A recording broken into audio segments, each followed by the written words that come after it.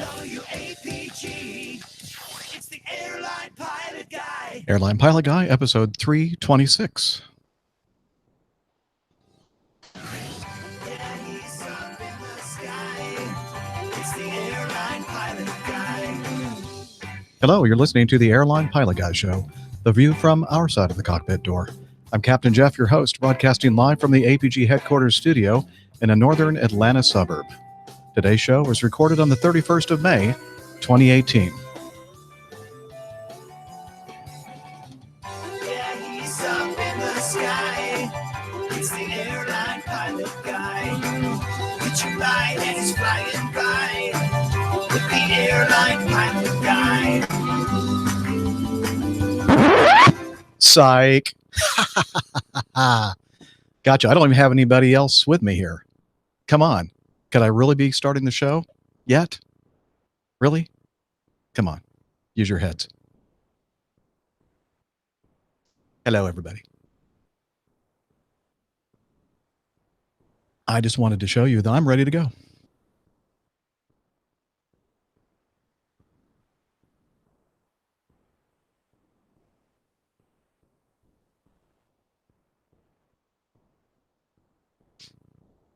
Thank you, Liz. Thank you. Take that, Neville Bounds.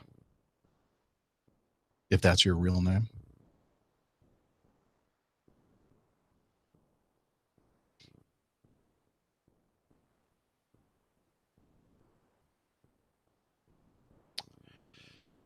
Hope everybody is doing well today. Hey, look. Hello. Steph's in there in the number 2 spot. I get to be number 2. Oh. Let's see if I can actually hear her. There we go. Now that I have it unmuted, I can hear you. Oh, was it muted? No. Oh. They could hear you. It's just I could not hear you because on my mixer you were muted. I see. It would not make for an interesting show with the Hangout on Air audio completely muted. Would not make for interesting podcasting at all. How are you, young lady? I know. I can tell you. I can actually hear your lips. I know. I can't make that silent. I could hear it too. I was like, oh, I'm not very good at that. I'm good. I'm good. Thanks. Great. Let's see. Uh-oh. Can you hear me? Yeah. Oh, that's scary. What's scary? That you can hear me. Oh, that's true. Hello. Oh, why did I hear that? Hello. Where in the world is Dr. Steph? I'm right here. Oh, you're right there. There you are. Yay. I should have looked. Check 1, 2, check. Dun, dun, dun, dun, dun. And where is the one that's always complaining about Starting on time or being late? Yeah. Yeah. That one? Huh. Oddly enough. Darned. I'll be darned. Oddly enough. Yes. Oddly enough. He's probably taking a nap. Which is what Dr. Steph was going to do. Why do I hear that echo? I did take a nap. It was great. You guys hearing that echo? Nope. No. That's interesting. The hell? Try this. No, that's really weird. Oh, shut up. Don't forget to mute your phones. Yeah, it's done now. That is like super weird. While I'm thinking about it. Check 1, 2. Check. It's almost like I have. Do you have a window open that might be playing? No, I wouldn't be playing it because I haven't started. Oh, I have started the broadcast. Yeah. Huh. That's right. I started the broadcast at what time, chat room? 4:46. Check 1, 2. Huh. That's the weirdest damn thing. Oh, well. You're just going to have to live with an echo today. Yeah, it's just, I don't know why that's happening. Interesting. Oh, well. No, Lane, he was not pounding a boiler maker. He was pounding a, what do you call it? A depth charge, which I think is the same thing, right?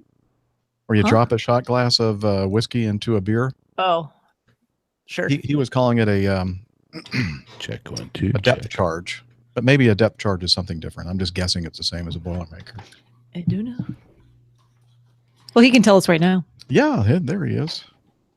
Yeah, Yay! finally coming to the party. I see. He's apparently not listening yet. Yeah, he heard us. Check 1, 2. Hi. Check. Hey there. 1, 2. That Welcome. was very funny. I was busy ordering. I won't tell you what because we're live. do But it's know all what- done. Excellent. Nice work there, Nick. Thank Nicholas. you, sir. We appreciate your efforts on that front. I hope so. I hope There are so. some things we do appreciate that you do.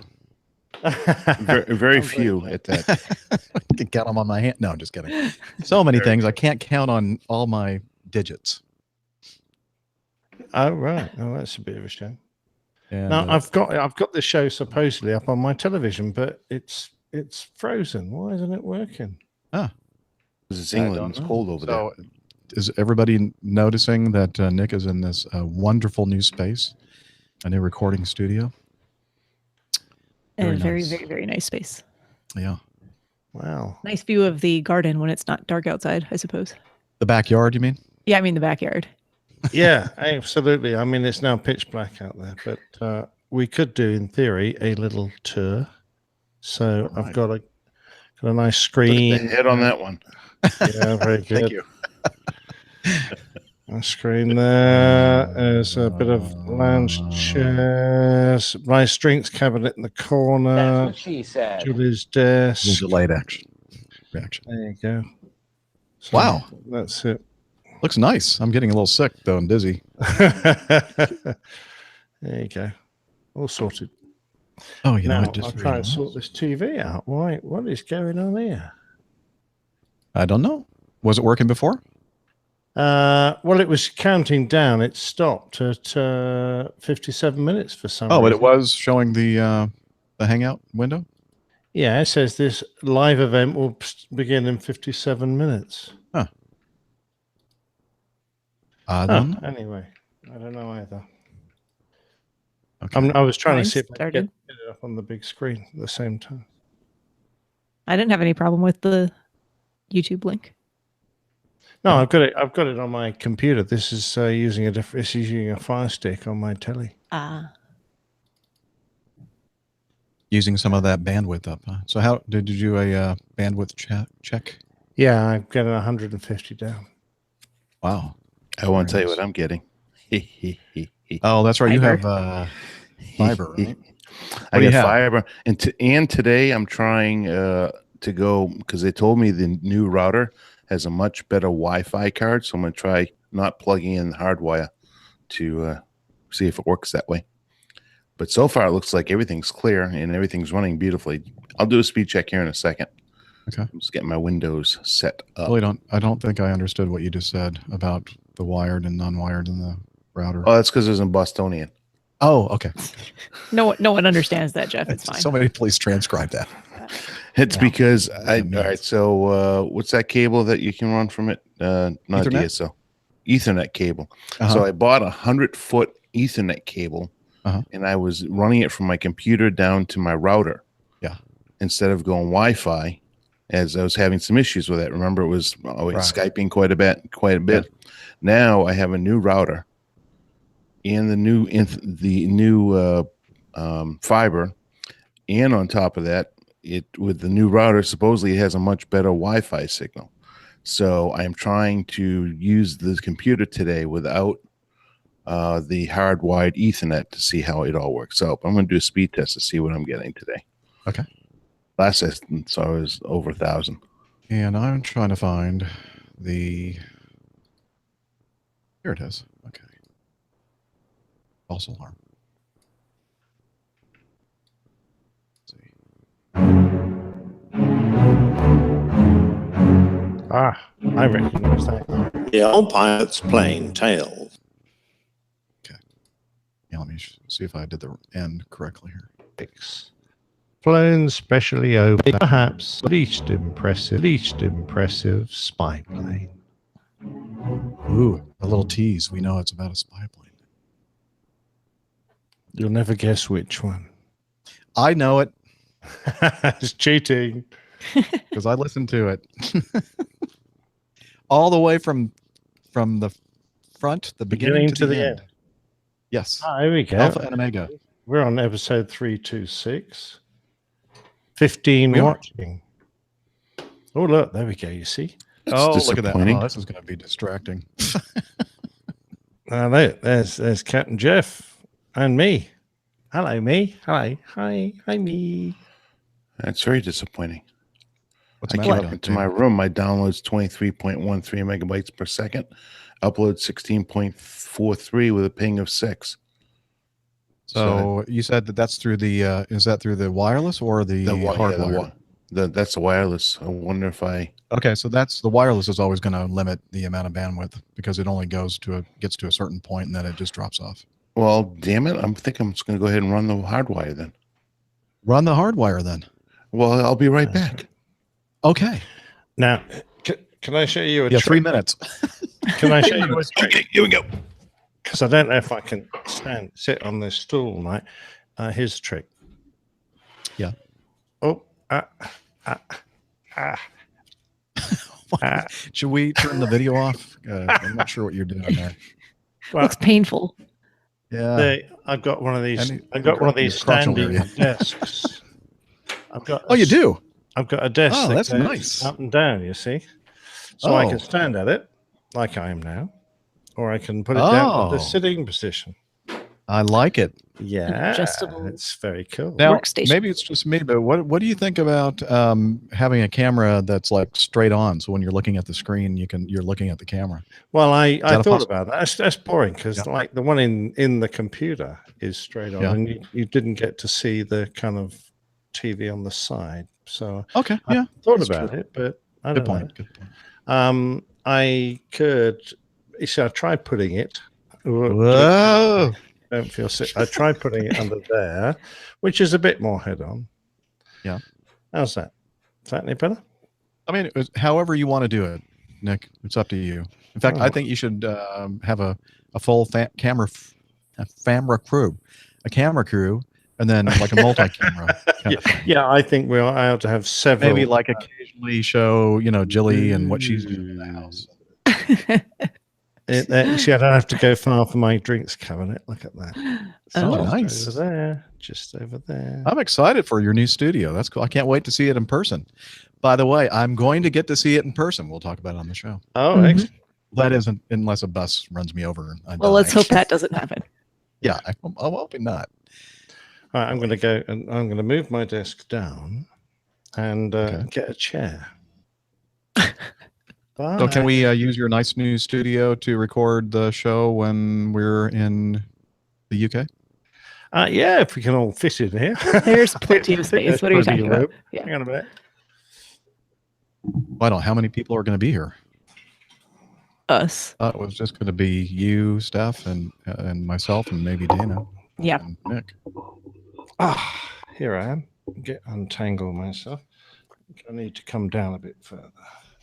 Looks like your camera might need to. be No, adjusted. there we go. It's moving the desk. Hello, Stephen Ivy, chat room celebrity. Congratulations. Is that common knowledge to the world now that you've your new change in jobs? Don't want to say anything that I'm not allowed to. We'll have to wait 30 seconds for him to respond.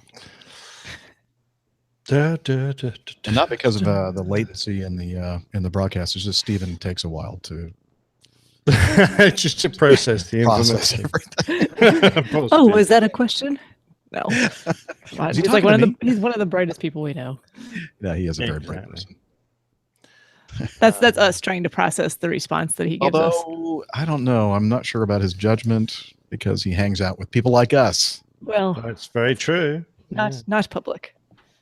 By the way, now there's a nice bottle of Red Rock. Wolf Rock. Sorry, Wolf Rock Red IPA. Ah, Love it. Very nice. My that- latest. is that a Sharps? Is that isn't that a brand that's like non-alcoholic in the States? Sharps? I don't Yeah, know it. maybe. Really?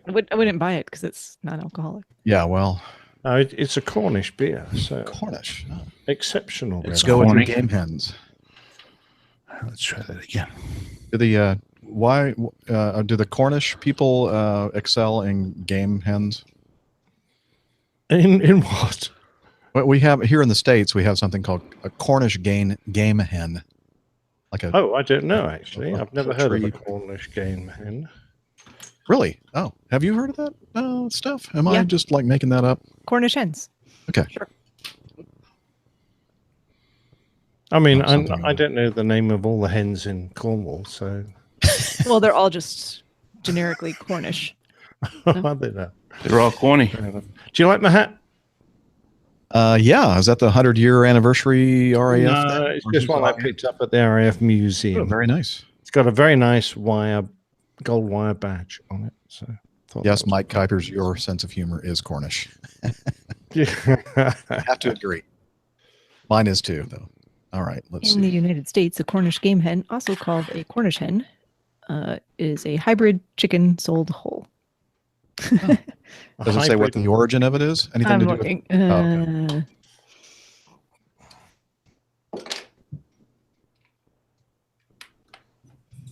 History. We're almost ready to start. There we go. Almost. Here I How's it? am. Are you doing the speed check now? See if it was any. Yeah, I'm at a ping of 3. Download is 119.29 megabytes per second. Upload is 122.89. And Crazy. I think it's megabits actually, but it doesn't matter. That is crazy. So you're looking good. Oh, taking in a very important call right now. I just cracked the 202 megabits per second. Ooh. Okay, let me see. That's down. I'm getting 10 up. Well, yeah. I'm getting an 8 millisecond ping. I'm getting 4.1 millisecond jitter. It's all the coffee. There's And 60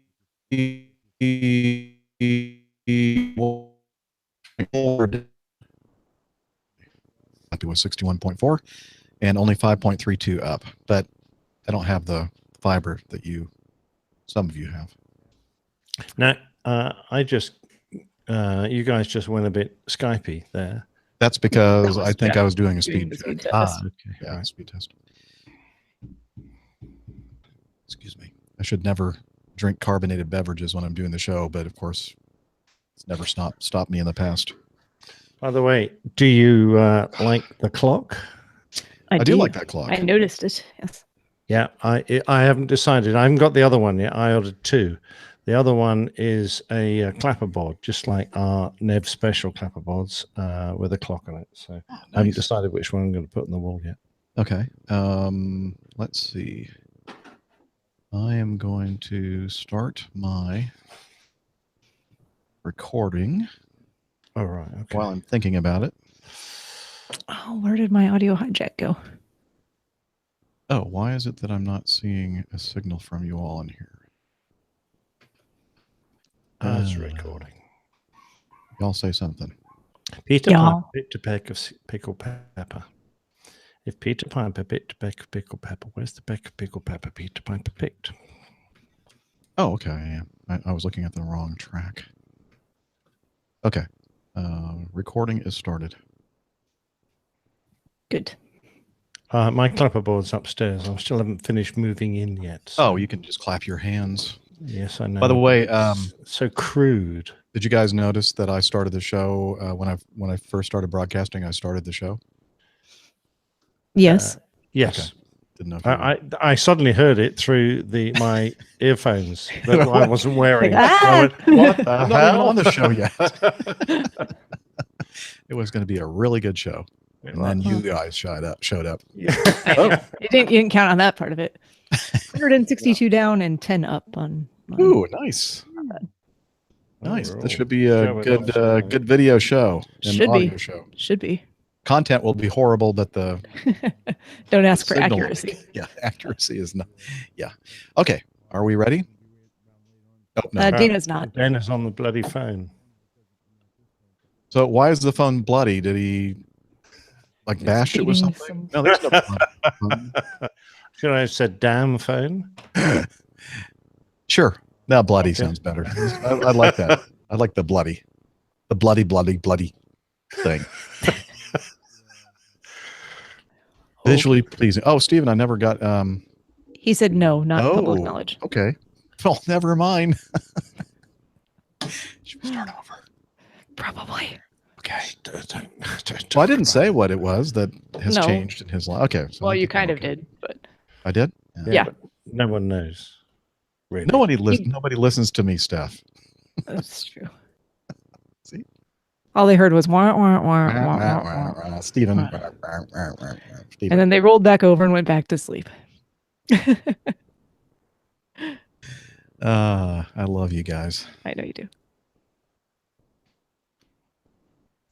Okay. Uh, No, he's still not ready. Still enough.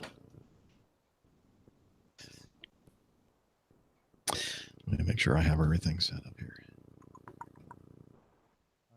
Yeah, it's a shame that there's not going to be anything for Steph to talk about.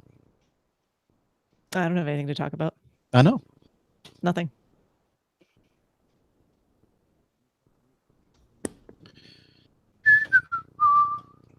No, really, I don't. Really? Yeah, really. Oh, we're not going to talk about where you were? No, Really? really. Oh, Sorry. okay. All right. We'll just go. We'll just Hi, sorry about that. glide right over that. I'm glad you told me that. Oh, sorry. I probably should have told you that. Yeah. Yeah, no, sorry. Okay. I'm ready. I'm not going to question it. All right. Oh, Dana. I'm here. Okay. Yeah. Everything okay? Yeah, no, I had some important business I had to take care of. Okay. As in business. So Lane says that my purring cat has returned. Do you hear purring cats? Yep. It's funny. I never hear it in the video when I watch the video. I don't hear anything. Yeah, I don't hear anything. It's the Cheshire cat, so you can't see it on the video. Oh, okay. So we were just mentioning, Dana, that we are not going to mention. Maybe Uh, could I'll you put send a that in? text. Thank you. No, you just go ahead because I was switching because I have to No, move it's fine. something. Don't worry about it. Okay. Moving around some adapters here. I'm ready. Okay. 3, 2, 1. I wasn't ready for that. I wasn't either. I was in the middle of sending a text message. Oh, sorry. Gold. Next time I'll say, is everyone ready for the, Well, I'm the not clapper recording. room? I'm not recording it, so. Oh, make sure we're God. recording. All right. I'd hold never on. forget that. Let's do that again, please. When I'm ready here, give me 1 second. Sure. Recording now. No, there we go. All right, now I'm ready. Okay. 3, 2, 1.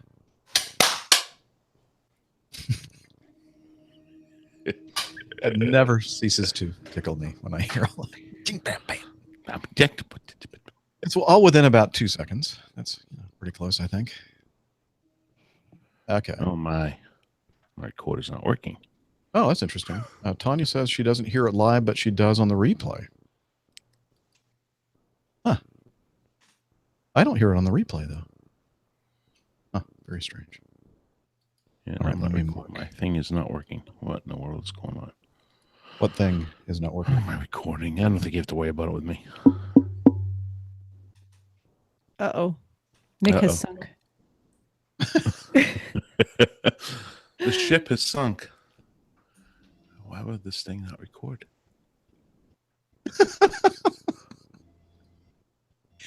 Nick, are you with us? All the way, sir. All the way. What in the world?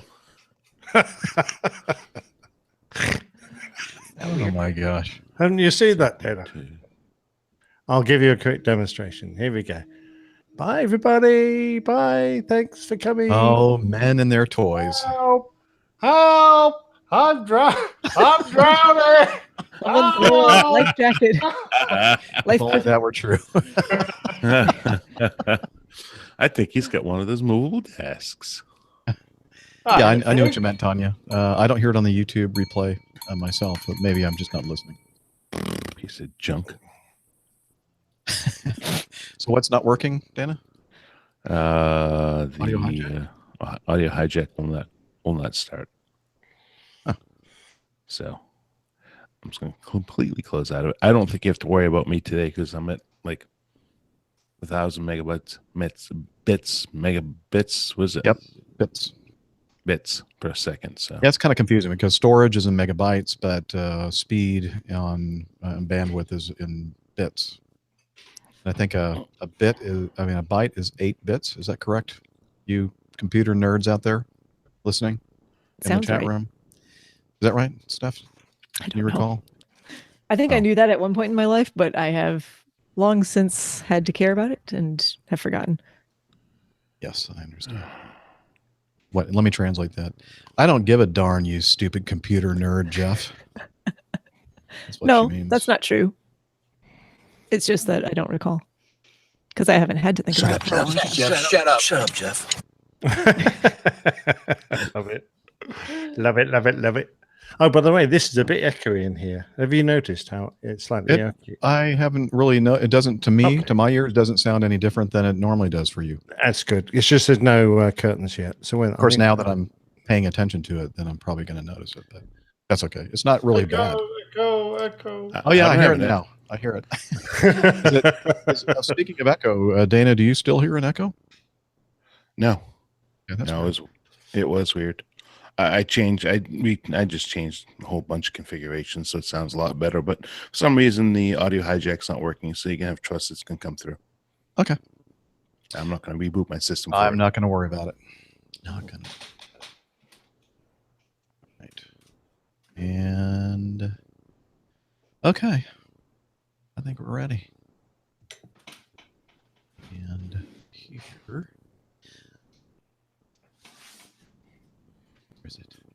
Where is it? Right in.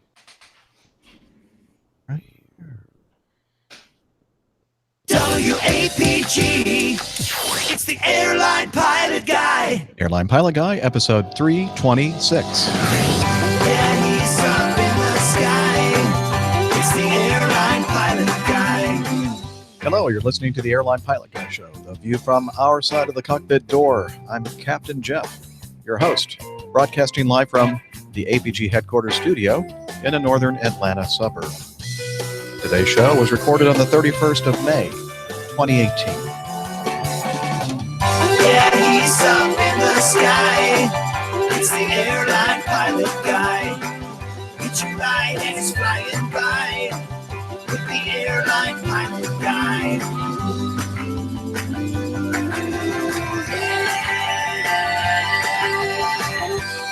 In today's episode, Hyper Malibu forced landing on a highway in Arizona due to fuel starvation. A 737 freighter drops reverser during landing. More bad passenger behavior. More news, your feedback, and this week's plane tale, Bricksmiths. So get all settled in. Tray tables and seatbacks in their upright and locked positions.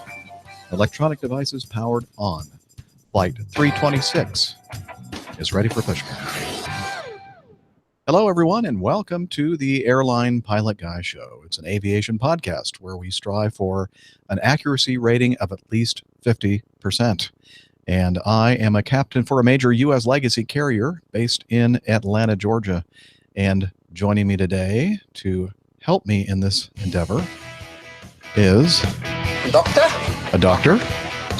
skydiver, marathon runner, strength training junkie, IPA connoisseur, and commercial multi-engine instrument-rated pilot, Dr. Steph. Hey, Captain Jeff. I am so glad to be back with you guys this week. I did miss you guys last week, but it was an excellent show. So looking forward to joining you all again today, working towards that 50% accuracy rating, and hopefully not being too distracted by your duplicate image over Captain Nick's shoulder there. Oh, and now myself. But we'll see that in just a minute, I think. Okay. We'll have to explain that here in just a second. But let's, without further ado, welcome the next contestant on the APG show. This man in his new recording studio outside of London, professional photographer, former RAF RAAF fighter pilot, current captain for an international airline based in London, Captain Nick. Hey, cheers, Jeff, and hi, everybody. Welcome to the new studio. I'm loving it here. It's great. You're going to have to tell us a little bit more about that here in a second. But before you do, let's introduce the third contestant, or fourth, I guess, in today's show. From Smyrna, Georgia, barbecue master, bourbon connoisseur, motorcycle riding, pontoon boat skipper, and captain for a major U.S. legacy carrier, Captain Dana. Hey, everybody. Great to be back. And boy, it's still weird getting used to hearing that. Captain Dana. So looking forward to another great show. Fun today. And I don't know, Nick, I can't see having that behind your head the whole time. You'll get used to it. I don't know about People that. are wondering, what are they talking about? What's behind Captain Nick's head? Okay, so we've kind of alluded to the fact that Nick is in a new home recording studio, and he has a beautiful big screen TV on the wall, kind of perpendicular to his recording position, and we can see it based on the angle of the camera. So you're going to have to, if you're listening to the audio podcast, to head over to our YouTube channel. That's Airline Pilot Guy, all one word, the YouTube channel, and then you'll see what we were talking about. And it is a bit distracting when Nick's video is on, because we see the other video right behind him. So, but again, I think we'll get used to it. I don't think I'll do this every week. I just happen to have one of those tellies that I can pull out from the wall. It's actually the old one. We've got a new one next door, so the old one goes in my den. And I thought, since I didn't have a space to stand it, I'd bolt it to the wall, and you can actually move it away from the wall, which is what I've done. So anyway, welcome to the new studio. It's taken me 3 years to build this. That probably actually is 2 years and 11 months of messing about, not doing anything, and 1 month of actually building it. So it took you 2 years and 11 months longer to build it than it should have. Yeah. But like I said to my lovely wife, you don't have to tell me every 6 months to get round to doing things, Yes, they'll happen. And Eventually. it has. Yeah, no, what is that? I get that all the time too. I'll get to it eventually. May not be on your time schedule.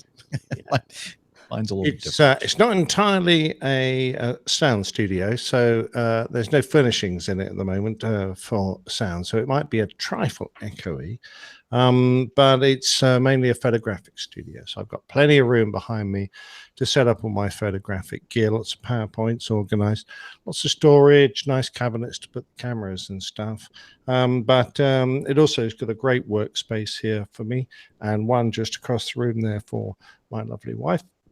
So we can use it in an office. And previously this room was, I don't know, it was originally a dining room, I guess, but most of the time it just held sports equipment that I never used and a heap of junk. And now we use it, and we have got a beautiful view through a big panoramic window out of the garden. So we turn it into something that hopefully we'll spend more time in. Now, be honest with me. Having that space in there for your lovely wife, was that part of the deal to get this to happen? No, it wasn't actually. It was actually my idea.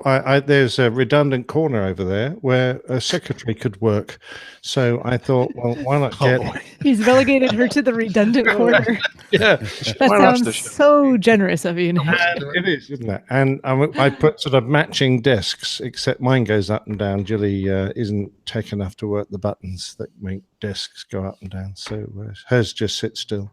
You're just digging yourself a big hole. I hope that she's not listening to this. Never listen. I'm going to make sure she listens to this. I'm gonna pay him a Send her a compliment, clip. actually. What's that, At least he's putting his good time off to good use. Very true. Right. Yes. Yes, you're cheap utilizing a the lot. time wisely versus sitting around like a lump on a log on a couch, There you eating a go. popsicle and eating bonbons. And if I can just swing the camera just a little bit, and I know this is only for those of you who are watching. It kind of looks like a psychotherapist's room There you go. It is a How little would you bit. know? There are a couple of nice couches. because my father was one. That's why. Oh, that's right. Uh-huh. More importantly, in the corner over there is my drinks cabinet now, which is looking pretty full, actually. Rather Is there a nice. refrigerator in there somewhere? No. For that, I'll have to run outside. No, it's got all my, Don't worry, all Joe. my whiskeys and bourbons and bits and bobs like that. Yeah, well, don't worry. July's coming soon, Nick. Yes, we'll I know. help You can help me. That alcohol. You can help me drink that awful wild turkey I've got. Oh man. So No, thank you. We'll pass on that. I do have a question. You said 2 years and 11 months in the making here. So that means that when we were out there at Farnborough a couple of years ago, this was actually started. I didn't remember hearing anything. I think about the idea had been hatched. Yes. it. I don't remember Yeah. you I showing do me recall this. you talking about it because I think there were other renovations going on at the time because of Yeah. Water It issues. just took a while to actually. When we had it in our head, and my wife said, "Look, you need to, organize a studio, and we'll use that room. It's taken us an awful long time Okay. to I'll take physically your do word it." for it. There you go. Okay. Well, speaking, you might as well talk about Farnborough, right? Because we are planning. First, I should start with an error that I made in the last show. And it was a big human error on my part. I mentioned my jury summons for July. Thankfully, good news is that I screwed up. I don't know how I ended up getting the last year's 2017 July 17th jury summons together with the other jury summons. It just you were just organized. You have all your jury summons in a pile, and I think the problem is I'm not organized, and I just saw it laying on the floor somewhere, and I thought, oh, there it is. I went, oh, July, I got another one. That was 2017. And so that's good news. That means that it's not going to interrupt or interfere with my plan on heading over to the UK and maybe catching a glimpse of Riyadh, and then be there for the week of Farnborough and the weekend, the public air show. And then if the Andersons can put up with me for that long, I hope. Hello? Sorry. Anybody out Nick there? had to go. I think it's what we call a pregnant pause. A very pregnant pause.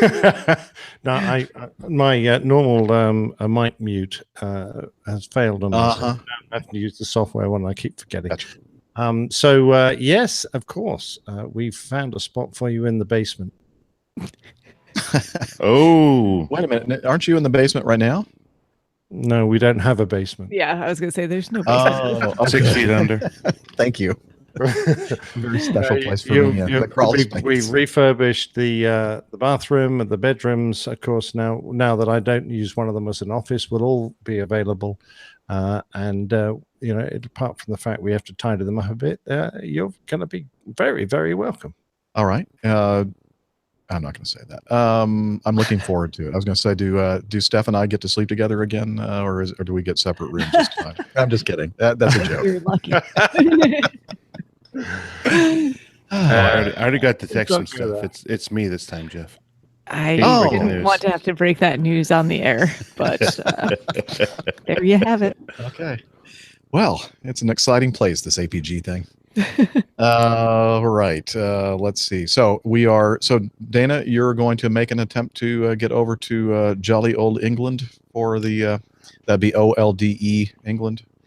Yes, I am going to make an effort. Of course, I'm probably going to be in reserve, but it looks like unless something major happens, our reserve coverage is sufficient. Let me say that again, sufficient enough that I may indeed be able to drop some time to be able to join the crew over there. So we'll see. Excellent. Yes, I've noticed that things have really changed on the Mad Dog in Atlanta that Dana and I are captains on, and even for us senior folk, it's getting slim pickings for picking up trips. And, may I tell you about a trip that I picked up earlier this week on Tuesday?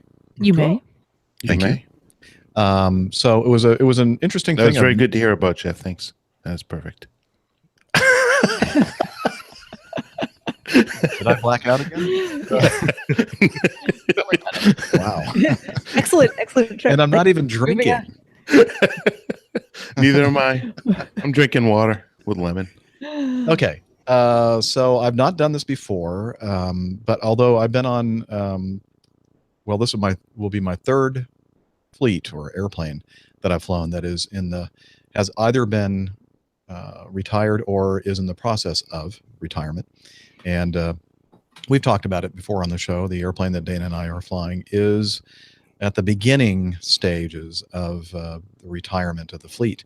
And I never got a chance to do it on the other two fleets, the L-1011 and the 727. But I just happened to be looking at the open time, trying to pick up some trips, because that's how we get paid, at least the airline that Dana and I fly for. And so we're not salary employees, where we get paid by the hour. And so if you don't fly flights, then your paycheck for that particular month is going to be a little bit slim. So I was looking at the open time and I saw this trip in there, and it was a 1-day trip worth like 8.5 hours. And I thought, wow, I wonder what this thing is. So I take a look at it, and it says Atlanta to SBD. No, SBD. San Bernardino. Yeah. KSBD, which is San Bernardino International Airport. It used to be Norton Air Force Base. So I have flown into that airport, although at the time it was an Air Force base. Now it's not. I think back in the late 80s or 90s, we closed a whole bunch of Air Force bases, and I think that got shut down sometime around that time frame. Anywho, and then it showed ground transportation between San Bernardino and Los Angeles International, and then a flight home, a deadhead flight from LAX to ATL. Long day. Got out. It was a really long day for me because my daughter rode with me to the airport. She is up in Boston, Andover to be exact, visiting her boyfriend.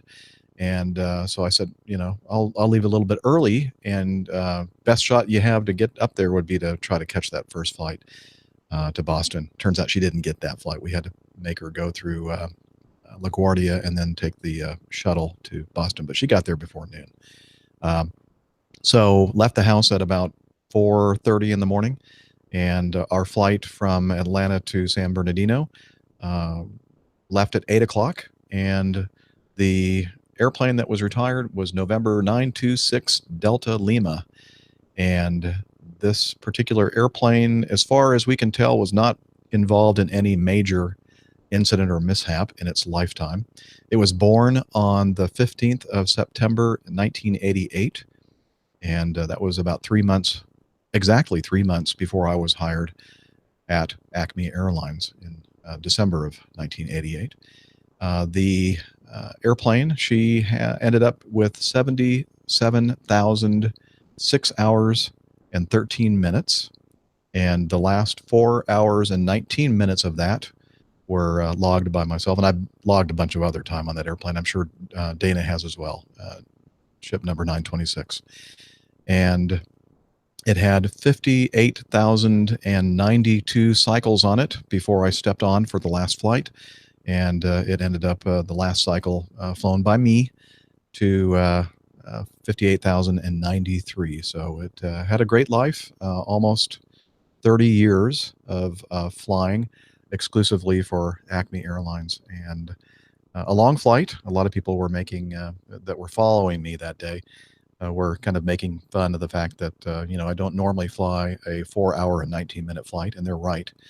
But it wasn't bad. It was reasonably good weather. We flew around the north end of Albert, the subtropical storm that went through Alabama, and so we just had to deviate a little bit once we left Atlanta, and then from then on it was a nice flight, mostly clear by the time we got to, I don't know, Texas and to the West Coast. And anyway, it was a kind of a bittersweet experience. It was an honor to be able to fly the airplane to its final resting place. A lot of other airplanes by the way, at San Bernardino International. In fact, I saw an Acme Red A340-600 there in, it didn't have any engines on it and looked like big pieces. It looked like a lot of the airplanes had their rudders completely gone. I don't know why.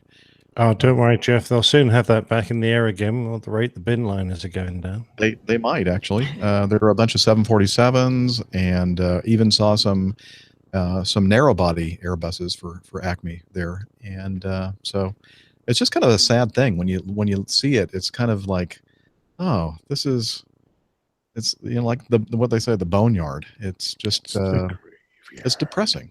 What's the matter, Dana?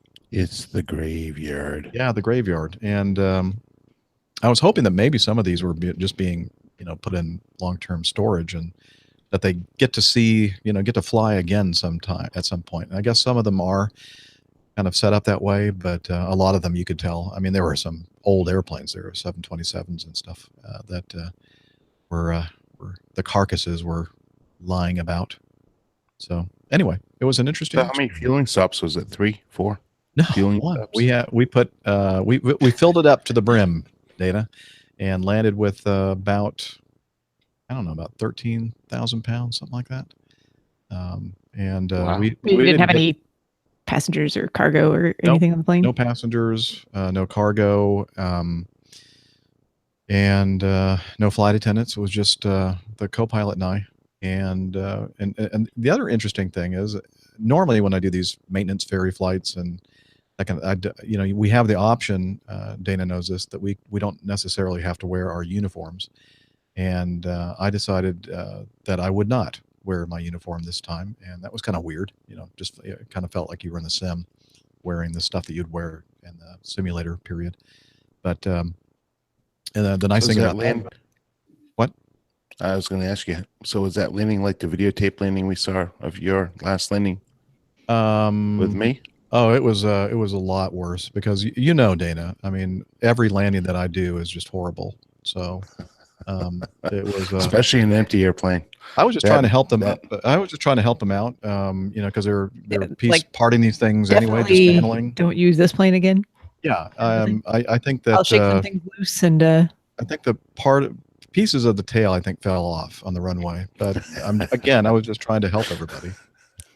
Make sure it doesn't go anywhere else. Yes. No, it was a very nice landing. Thank you very much. You treated her with respect, Jeff. I did. And anyway, as I said, bittersweet. Sorry to see her go. Never thought I would ever say that about a mad dog. Okay, that was my experience this week. I go back out again on tomorrow. Do a 2-day, and then back out again Monday through Thursday next week. By the way, let me just quickly mention that Landon noticed that I was going to be in Dallas on Monday. And so if you're in the Dallas area and you're interested in meeting up with Landon and I, we're tentatively, I haven't seen a response from him yet, but I thought barbecue would sound pretty nice to me. At least right now it does. And so I think we're going to try to meet up at Lockhart Smokehouse, I think it's called. And it's in the Bishop something Arts District or something like that. And I'll put out a tweet and a Facebook post to let you know what we're, planning on, where we're planning on being, and what time. It'll probably be kind of early, maybe around 5 o'clock. And again, that's this Monday in Dallas, downtown. Nice. Yeah, looking forward to that. And as long as we're talking about meetups, the Innovations in Flight at the Udvar Hazy Smithsonian Air and Space Museum is set for the June 16th weekend, Saturday, June 16th, and Sunday the 17th. And I plan on being a co-pilot to Mike Carroll's, the captain. He's the host of that wonderful podcast, Flying and Life. And if the weather's good, we'll be flying his little Musketeer up there. And so if you're in the Dulles International area and you're not doing anything else and you want to kind of hang out with some fellow APGers, we're going to be up there that weekend. on, again, June 16th. Probably getting in on Friday sometime and then be there all day this Saturday 16th, and then either leaving that night or the next day, because I think Mike's got to work a shift Sunday night, and Sunday's Father's Day as well. So it may be nice to be home. I'm not sure if any of my kids will be, but it'd be nice to be home. And that's it for Yeah. me. Wish I could make it to that. It's a fun event. I don't think I'm going to be able to, sadly. Aw, I know. Yeah. I thought I was going to be able to, and then I was reminded of other prior obligations, which Oh, I no. had conveniently forgotten about. So Okay. it's probably a good thing Sorry that I about was reminded.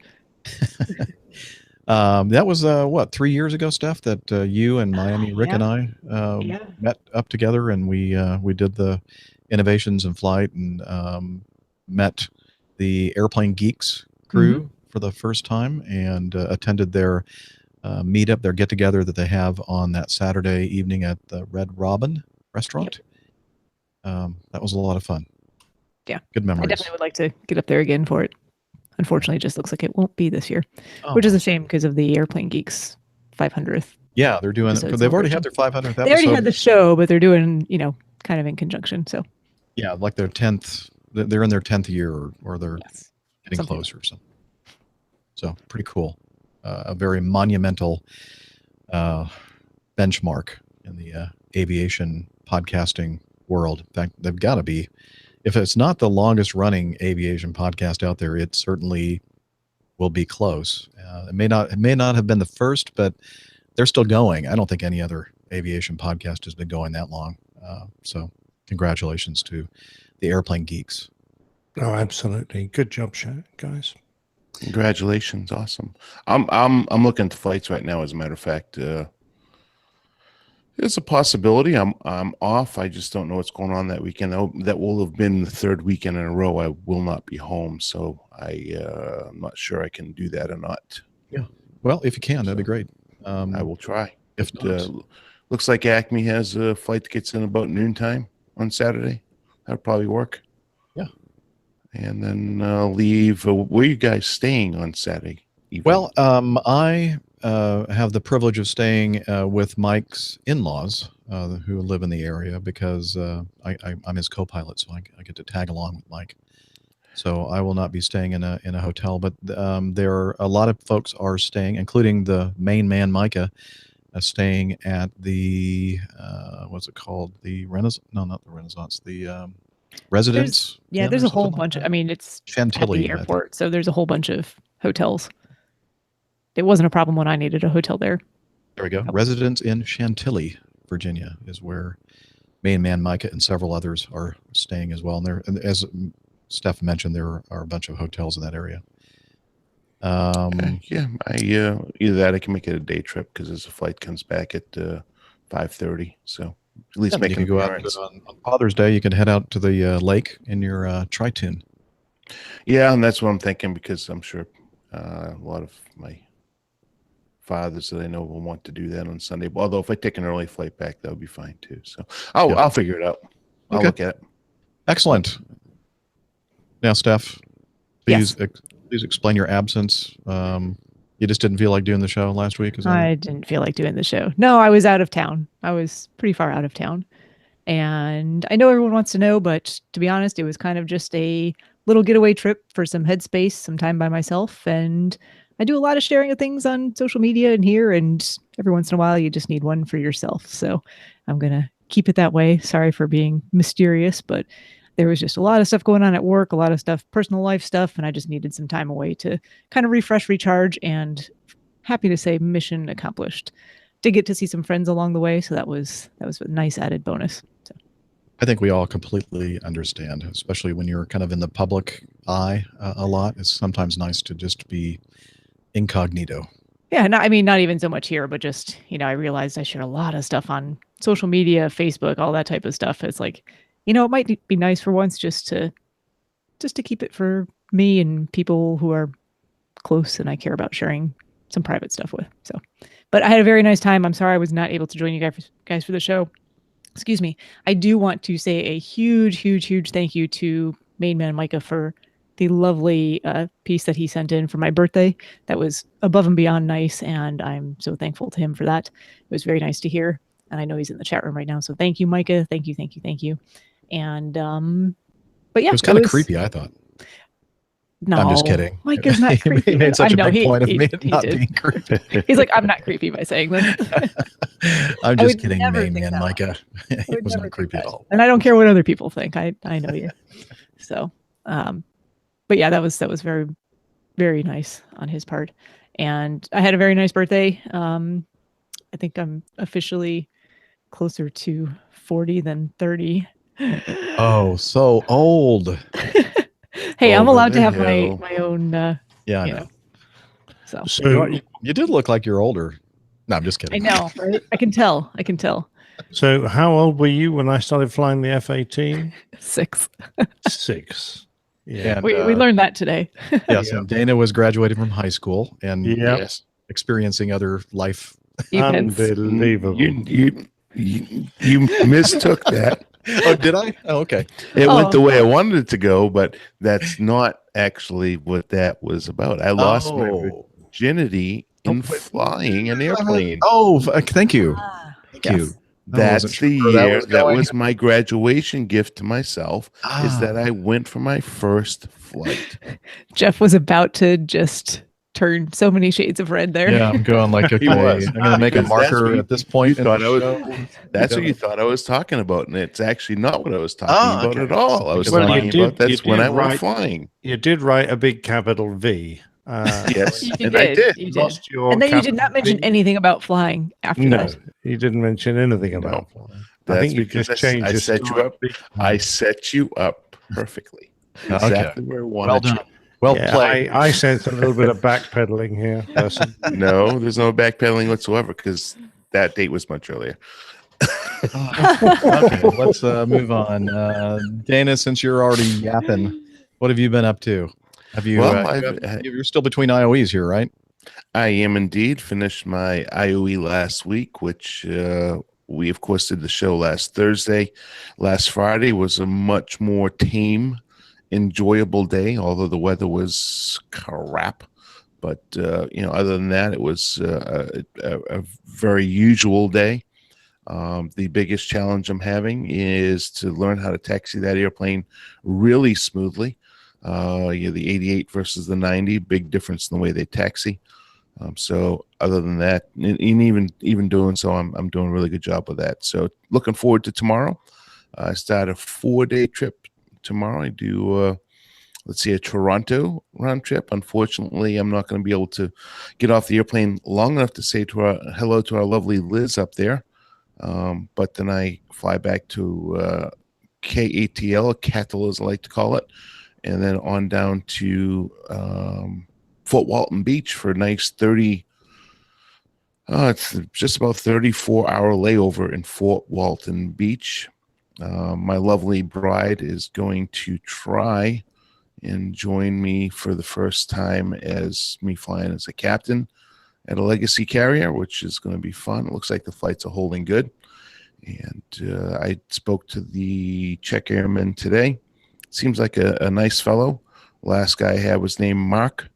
This guy's name is Mark, so it makes it really easy for me to remember. And then on Monday, I fly Fort Walton back. Sunday. Is it Sunday? Yeah, Sunday. Fort Walton back to Atlanta, up to Buffalo, New York for a nice long layover up there, 16 hours. And then the scary day, Monday, fly back from Buffalo to Atlanta, and then a round trip to Indy. And guess who's going to be riding with me in the seat in Indy? The FAA. So that's my check ride. Actual real check ride will be on Monday. So we love the FAA, our favorite. we love them, but Yes. it's actually a representative. Found out it's going to be a representative. So I don't know if that. I think that's actually more stressful because a representative is a company lead check airman, and of course they know the airplane a whole lot better than the FAA does. So I don't know which one would be worse. But anyways, then next week I will not be on the show. So I'm giving you fair advance warning. I will be taking some much needed more time off. Not that I really need it. No, it's always listen, I will tell you from this past week, take the time off when you can get it. It's great for, like I said, get some headspace and relax and de-stress. You need it. And you Well, earn it.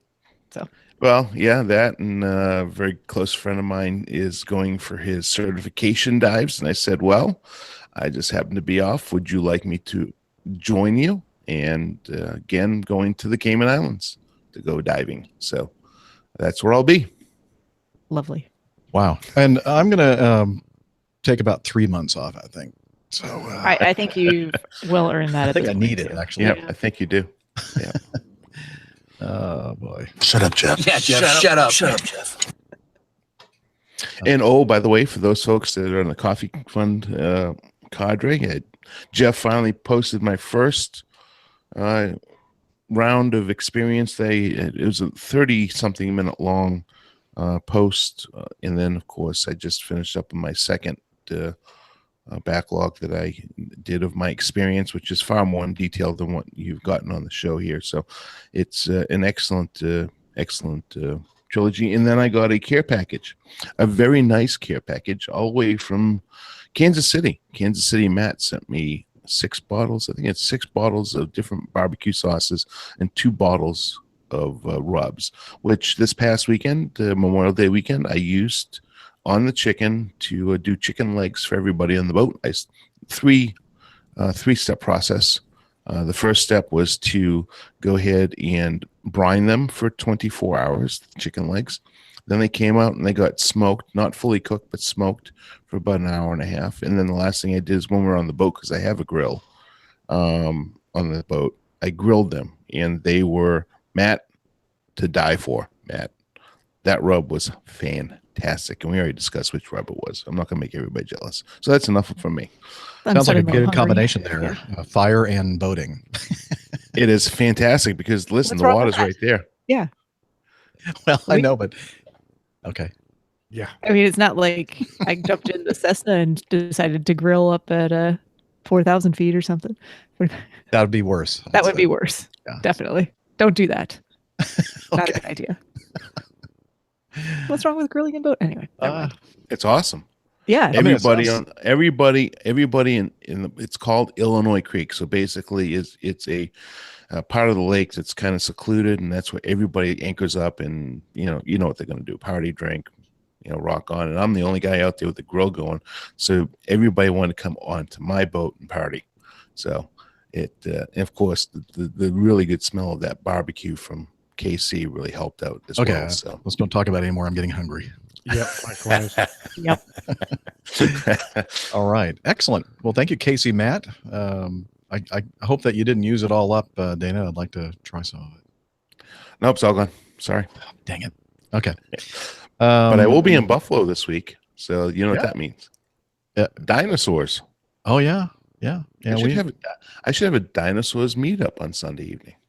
You should, because I know at least one person up there, Tiffany, lives in the Buffalo area. So I'm wondering if Liz would be willing to drive down to Buffalo. She might Ooh. for the rest of us, but I'm not sure for you. No, I'm just kidding. Yeah. All right, enough. Let's see. She's being suspiciously quiet right now. Yes. Nick, how about you? How have you been doing? I know that you have been working hard on that new studio. What else have you been up to, sir? Well, that's about it, really, Jeff. I played a few games of bowls. Came third in the Wiki Open, which was great competition. Won some prize money on that. Just really sorting the house out, getting ready for you guys to come next month, and also just setting up all the various medical hoops I have to jump through. Got lots of appointments. Looks like I probably won't get a chance to be cleared until the end of June now, just because the way various appointments have worked out. You phone up a specialist and his secretary says, "Oh, sorry, he's on holiday. The first available appointment is end of June." So I've got to wait until I've seen all these guys before I can get a clearance. But it's fine. I'm hanging on in there and enjoying some time off. And once this is all done and we got the bedroom straight, I'll be looking forward to putting my feet up a bit more. Excellent. All right. Well, I think we'll just keep on moving on, and we'll talk about the APG Coffee Fund.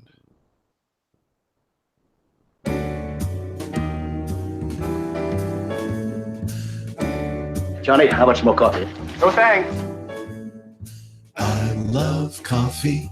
I love tea. I love the APG community.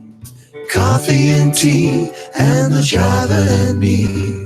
A cup, a cup, a cup, a cup, a cup. All right. The Coffee Fund is your way to support the APG show. And Dana mentioned it, that he has been putting out a lot of these crew logs, talking a little bit more in depth about what's happening with him and his process of upgrading to captain. And Captain Nick and I put out the crew logs every now and then Steph puts out one every, 3-4 years. Yeah, like once a year. Sorry. But it's always a treat when she does. So that's one of the perks of being a Coffee Fund Cadre member. And since the last show, Stephen Abreu, Kevin Cole, Robert Bullock, and Steve Trumbull used the Coffee Fund Classic method. And we have some new producers using Patreon. New producers Nick Fabricante, Georg Koester, and Buddy Davis. And a new executive producer, Greg, was a producer, and now he upped his pledge to $5 per show.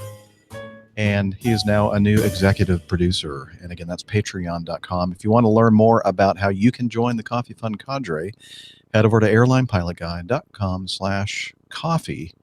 And again, remember, Greg upped his pledge. Up yours.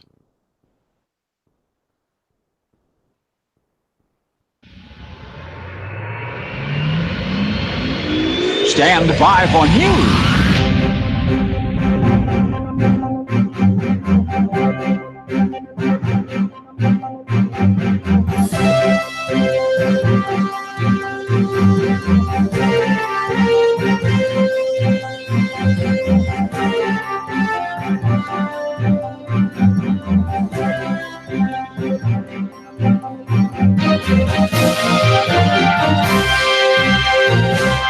Okay, we have first item in our news folder is an update on the shoot down or the crash or whatever of the Malaysian Flight 17. In an update to its long-running investigation into the shooting down of the 777-200ER over eastern Ukraine in July 2014. Wow, I can't believe it's already been that long, almost 4 years now. The joint investigation team, headed by the Dutch, said that the Buck SA-11 Gadfly missile transporter, erector, launcher, and radar, or TLAR, vehicle, which fired the missile, belonged to the 53rd Anti-Aircraft Missile Brigade, which was based at Kursk. The JIT was able to track the TLAR vehicle's route from Kursk to a city near the Ukrainian borders before the shootdown, as well as its return back across the border post-engagement using imagery and video posted online. An independent group of investigative journalists called Bellingcat had already come to the same conclusion and also named the 53rd Brigade way back in February of 2016. When I was reading this article, I was thinking, well, this doesn't seem like news to me. I thought we already knew this, but apparently it's more official now. The actual joint investigation team have basically said this is what happened. Investigators are now asking for more information about who formed the crew of the launch vehicle, what instructions they had been given, and who was responsible for the deployment. Fred Westerbeek, the Netherlands chief public prosecutor, said that significant steps had already been made in the investigation and that of 100 persons of interest in the investigation, the role of a large number of them is much clearer. Let's see. You'll remember that the flight was left Amsterdam, headed to Kuala Lumpur when overflying the eastern Ukraine area, was shot down by what they are determining now is that BUK Buck missile. Russia, however, claims that this whole thing is biased, and They have predictably dismissed the investigators' latest findings. And the, let's see, scanning forward here in the article, the ministry says that the Russian side has not finished examining requests for legal assistance from the Dutch prosecutor. Nothing was said during the briefing about the assistance we provided during the investigation, Russia said, adding that the investigators forgot to mention Russia's hosting of Dutch investigators in Moscow and its declassification and supply of technical data on Buk missiles. And the Russian ministry mentions a failure to acknowledge missile manufacturer Almaz Antey. I'm not sure that's the way you pronounce it. ALMAZ-ANTEY. They conducted an experiment in October of 2015, during which a warhead was detonated against an Aleutian IL-86 cockpit to highlight differences compared with the damage inflicted on MH17, the 777. So basically, the Dutch Joint Investigation team is saying, yeah, it was definitely a Buk missile that took this thing down. The Russians are saying, well, not so fast there, and we're trying to help you out in this investigation, and give us a little credit, please. We are cooperating. So what do y'all think?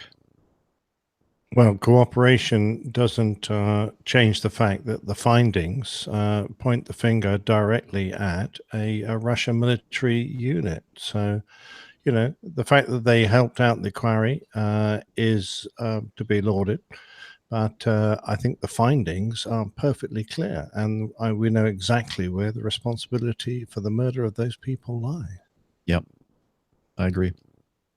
Yeah, I agree with Nick. It's a plain black and white written down with all the investigation they did, and obviously we know who's to blame. So it's really not a whole lot you can expound upon on that. All right. Well, then we should move on. Remember that on the last show it was pretty much breaking news earlier in that day when we recorded. There was a crash of a 737-200 in Havana, or right outside Havana. And just after the show, I was perusing the webs and saw this video from a security camera that shows what appears to be the Cubana flight, the 737, just basically falling out of the air. And it really is, I had to look at it several times, and I'm thinking, is that thing like actually falling backwards? I mean, isn't that what it looks like in the video? You know, I haven't had a chance to actually play this. Oh, I did not do my homework. I'm sorry. I didn't know there was going to be video homework to do. Yeah, just go to that YouTube link there in the I'll play it here. note. I just put a kind of a photo, and you can kind of see it in the upper portion of the still image. Oh, you see it there, yeah. Huh.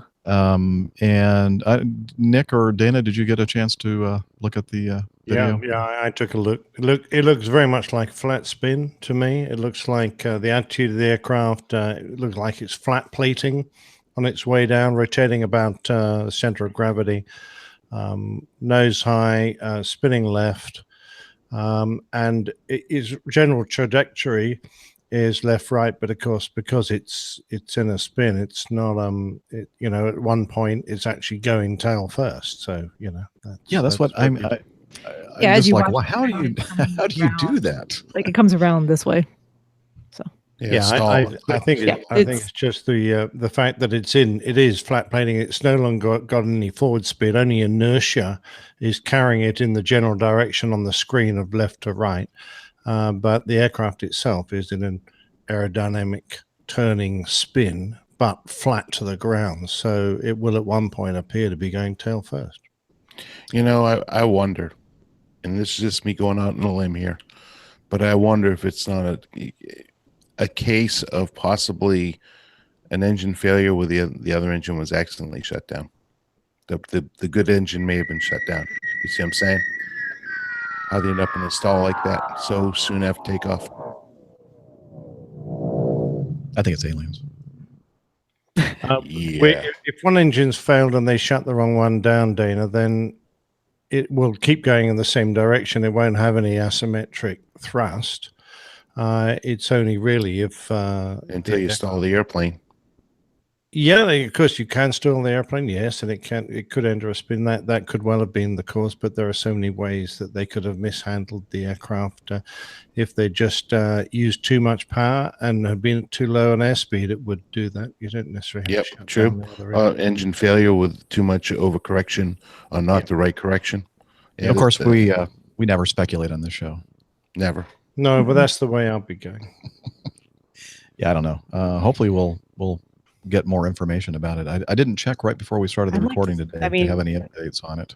Not that I want to watch video of this or anything, but I mean, unfortunately, you only see that last little, 2 seconds in the actual video clip. So it's hard to see what's happening right before that, which I think would give a lot more Oh yeah. answers.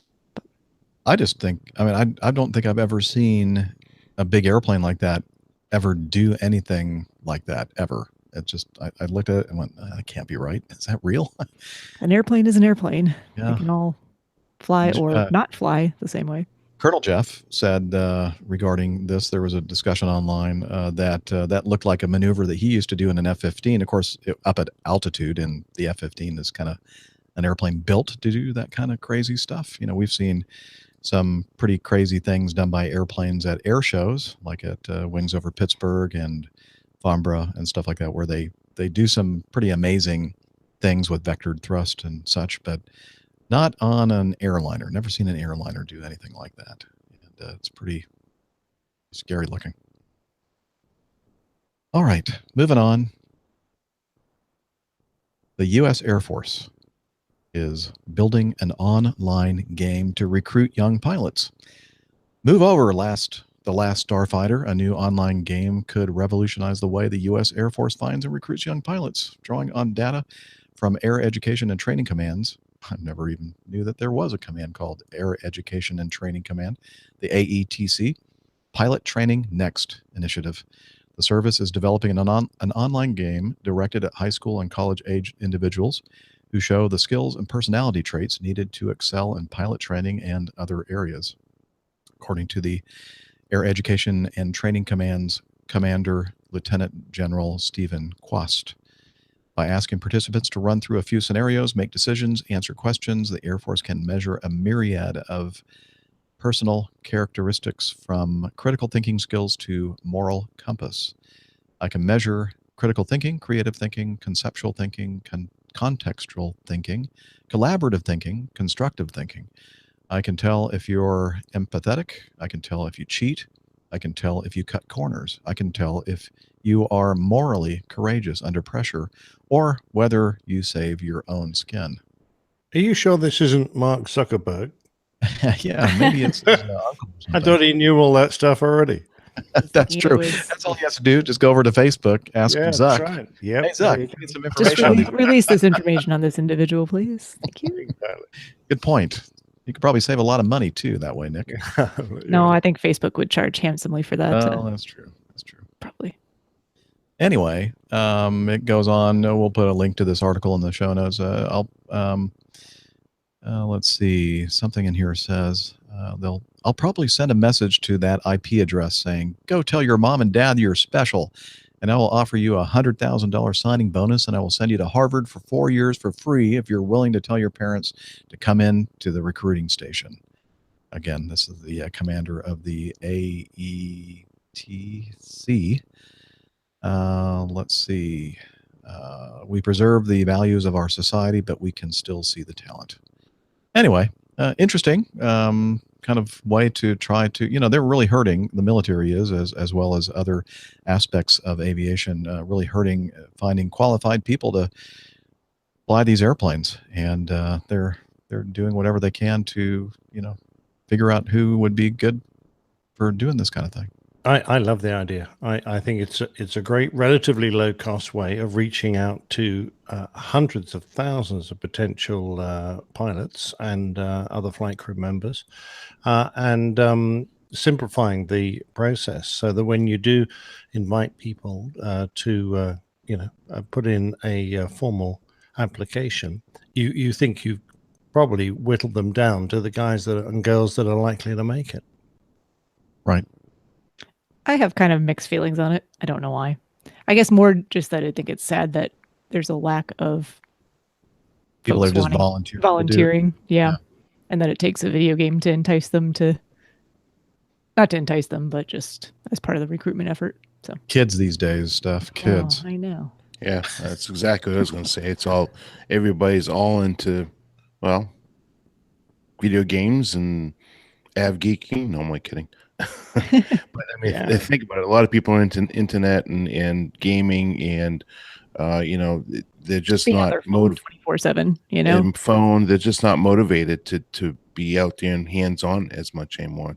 Even the like tech type of jobs that are technical type of jobs. What I should have said, fixing air conditioning, fixing cars and all that type of stuff. They're hurting for people too. Mechanics, they're looking for aviation mechanics. They can't find aviation mechanics. So it's in all walks of life, and I think that has a lot to be said about the generation that we have coming up.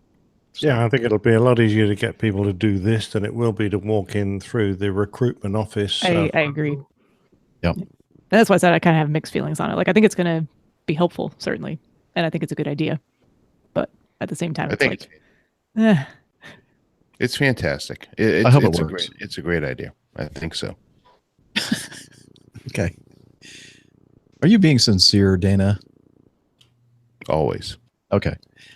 Let's move on to. That's bolstering the sincerity. Wow. This is an interesting story. I'm not really sure. I'm kind of scratching my head on this one. I'm not sure exactly what is going on here, but this happened in Redding, California. A pilot at a Californian flight school and his assistant have been arrested after kidnapping and attempting to deport a Chinese flight student back to China. Jonathan McConkey, pilot, qualified flight instructor, and general manager of IASCO Flight Training School, who is alleged to have carried out the kidnapping with his assistant and ground instructor, Kelsey Hoser. The school in Reading. Look at this. This journalism is just awesome. That's not the way. That's Reading, Pennsylvania. That's the way you spell that, not Reading, California. Yes, it's And in another place in the article, they spell it differently. consistency, not important. Yeah. The school in Reading is contracted with the Chinese Civil Aviation Authority to train new pilots. 21-year-old Tianshu Chris Shi has been in the U.S. for 7 months training at the school. It is alleged that McConkey and Hoser visited Shi at his apartment last Thursday, where they told him without explanation to pack and be ready to leave for China the next morning. She, the student, told the Record Searchlight, the newspaper, he was unsure why they wanted him out of the country, but did say he was banned from flying 2 months ago and suspected his lack of English was the reason. I can't speak English well in life, but I can speak English well with air traffic control. That's him quoted. The couple that tried to kidnap him went to his apartment and they tried to grab him and take him away, and he said he wasn't going anywhere, and then he ended up recording the conversation with his smartphone. And I wish I could play the smartphone conversation, but there's a lot of profanity in the exchange. But basically, McConkey is yelling and using a lot of expletives, saying that he has got to go and kind of threatening him. And then his partner, speaking in Chinese, is also explaining to the dude that he's got to go. But the thing that I don't understand is if he really was supposed to be deported, wouldn't that be something that like formal federal agents would take care of, or maybe even local police? I don't think private businesses can decide to deport individuals at all. I don't think so either. And No, I think I know they can't. yeah, there's And we're good. No, I was going to say they're spending a lot of money, these Chinese students. In fact, down not far from where Mike lives and has his airplane based in Noonan, there's a big Chinese flight school operation there. And airlines like Xiamen, how do you pronounce that? Xiamen. Simon? Xiamen Airlines is sponsoring these young people to come over here to learn how to fly, and to the tune of $90,000. And apparently, if they don't complete the training here, then the person receiving the training and his family will be required to pay the money back to the airline.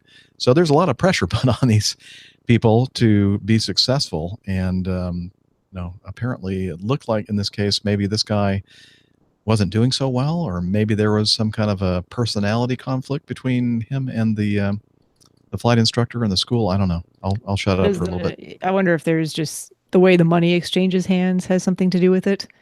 If they keep the money but don't have to continue training him. Could be. So, I don't know. The fact that these two were ultimately arrested and booked for conspiracy and kidnapping, I think, tells the whole story. I mean, they both must have flipped, or they must have had some little business going on here that was a bit shady and decided that this guy had to go. But whatever, this is just appalling. And the fact that it's linked with people being trained to be airline pilots really concerns me. Yeah. Yeah, me too. Again, that's one of those things that I was just kind of scratching my head on this one. Not sure what's going on there. A lot more to the story, I think, that we don't know. Yeah. Yes, I think there's a lot of history here that we're not aware of. And what was their plan? I mean, really, you're going to fly them up to Canada or something to deport them? Just call INS if you have any concerns. Let them investigate it. Or as Liz says in the chat room, ice, baby. Yeah, but this guy had a visa. He had a appropriate he visa was that here was still valid. legally. He was here legally. I think it's like a 12 And even if he wasn't here legally, you can't. No, you can't do that take as a private citizen. That's what that guy on TV that does. What's the guy has a long hair and his wife. Yeah, they Who? Bounty hunters. What's his name? Oh, never mind. I don't know. I don't watch TV. It's been a while since the show's been on, I guess. Anyway, maybe the people in the chat room know what the heck I'm talking about, or maybe you just want me to shut up, Jeff. Continuing on with that's actually coming in quite handy. The next item, you all want your own version so that when you're with me, you can just play it on your phone. I didn't say it. The clip said it. Rolls-Royce triples capacity to fix Trent 1000 engines. We know that the Dreamliner is amongst a few airplanes that are using these engines, the Trent 1000, and we know that a large number of the airplanes in the fleet are grounded and waiting for their engines to be fixed or overhauled or whatever. Looks like Rolls-Royce has finally decided to build some more facilities and hire some more people and increase the number of engines it can fix at any one time to about 20. They've tripled their capacity to fix these things. And some 34 aircraft are on the ground at the moment, and this could rise to about 50 in the coming weeks, a person with knowledge of the subject said. And they also say in this article, Rolls-Royce will announce that it has been able to bring forward a permanent fix for the IP or LP, I guess. Isn't it the low pressure compressor blades? I'm not sure. Low or intermediate, I'm not sure exactly where the from the beginning of 2019 to the back end of this year. So they're hoping that they're getting a lot of heat from the airlines, wouldn't you say, Nick?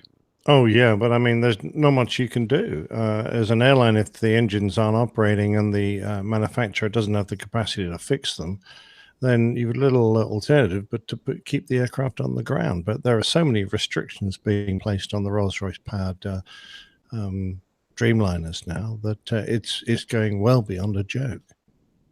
Okay, and I have the opportunity right now to correct an accuracy rating. Lane in the chat room is saying that the 787 is the only plane that uses the Trent 1000. So I thought perhaps some other airplanes might be affected, but nope, just the 787. So anyway, well, it's at least good news that they're doing something, and hopefully will carve themselves out of this big hole they've dug for themselves soon, because it's got to be affecting the bottom line of this great company, Rolls-Royce. Yeah, and the airlines affected. Yeah.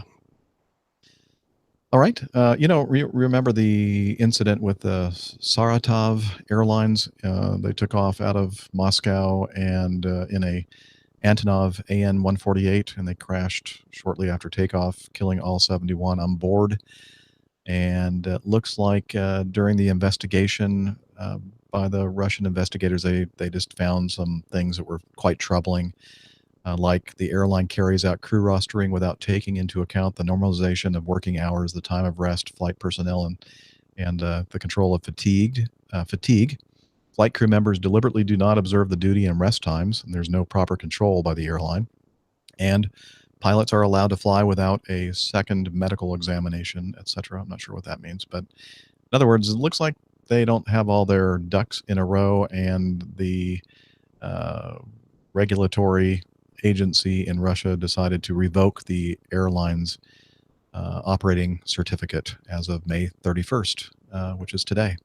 And so they are no longer allowed to operate until they figure out what's going on and they correct, I guess, some of these safety issues. And What's the wonderful phrase that Captain Nick uses for having his ducks in a row? Something about in a just pile. sort of I don't think I'm allowed to say that on Oh, air. okay. I was thinking. okay. I think you have said it on air before. Anyway. Really? I Probably. suppose you can get your poop in a pile. That would be a Yeah. Oh yeah, I like that. Yeah. Well, That's what I not was the thinking. normal phrase. That's a for public consumption. What's the term that you like, tittery boo or something like that, or Tickety boo? tickety boo? I heard that on another. I listened to a Formula One podcast, and it's mostly Brits, and I heard one of them say it. I went, oh, I've heard that before. Anyway, I love it. let's see. This is an interesting one. Just happened a couple of days ago, the 29th of May, of an airplane leaving John Wayne in Orange County. Piper Malibu, a turbocharged, single-engine turbocharged airplane, pretty nice airplane, with the pilot and two passengers left the John Wayne Airport in Orange County, heading to Prescott, Arizona. Prescott. Oh, really? Yep. I've never heard anybody pronounce it that way. Interesting. If you're local. Yeah. Ah, Prescott. thank you. Like Pierre instead of Pierre in South Dakota. Oh, I Sort didn't of know like that one either. Huh. Interesting. Pierre. Okay. So Prescott. Well, they made it to Prescott, but not to the airport.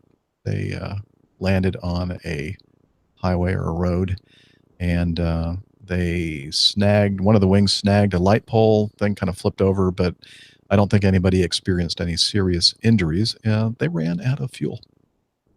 Oops. Yep. I don't know how you do that in this day and time, especially in an airplane like that. Yeah. You know? No. I mean, if it looks like it's going to be, you're en route and maybe you didn't calculate things correctly, or there's some sort of problem that's causing your fuel to be depleted more quickly, you've noticed these things and you go somewhere else before you reach your destination and perhaps run the risk of running out of fuel. Is at least what I would consider doing I myself. assume that you do good fuel planning, before you leave. Yeah. Well, I'm just trying to, give this particular pilot maybe some benefit of the doubt. Perhaps you encounter stronger than expected headwinds. Perhaps there was a problem with the airplane itself causing it to burn more fuel than you expected. Mm-hmm. So I think there are potential reasons why that might happen. And there's thunder and lightning going on outside my window right now. So if you're hearing that, that's what that is. It's not my stomach, even though we were talking about food. It's not plumbing. Another thunderstorm. Plumbing? Not your plumbing. Plumbing? No, there was a couple shows ago, we were having a thunderstorm, and I think Jeff asked if there was like a toilet flushing in the background or there was plumbing. I usually have the plumbing issues here. I know, well, not with myself as well as the pipes above my head right now. Yeah. But anyway, I can imagine other reasons why perhaps even with appropriate fuel planning, something might have happened, but it's still something that you need to be aware of and notice. And, as part of your situational awareness and take into account and not put yourself in that situation where you might run out of fuel. So just out of curiosity, would there be a place between Southern California and Prescott? Oh, yeah. Hold on. I'm going to pull up. Yeah. Okay. Because many places. Definitely. Definitely. And it might be one of the, it could be a very simple answer. Get there-itis. Yeah. So. We can make it. I've made it before. We can make it.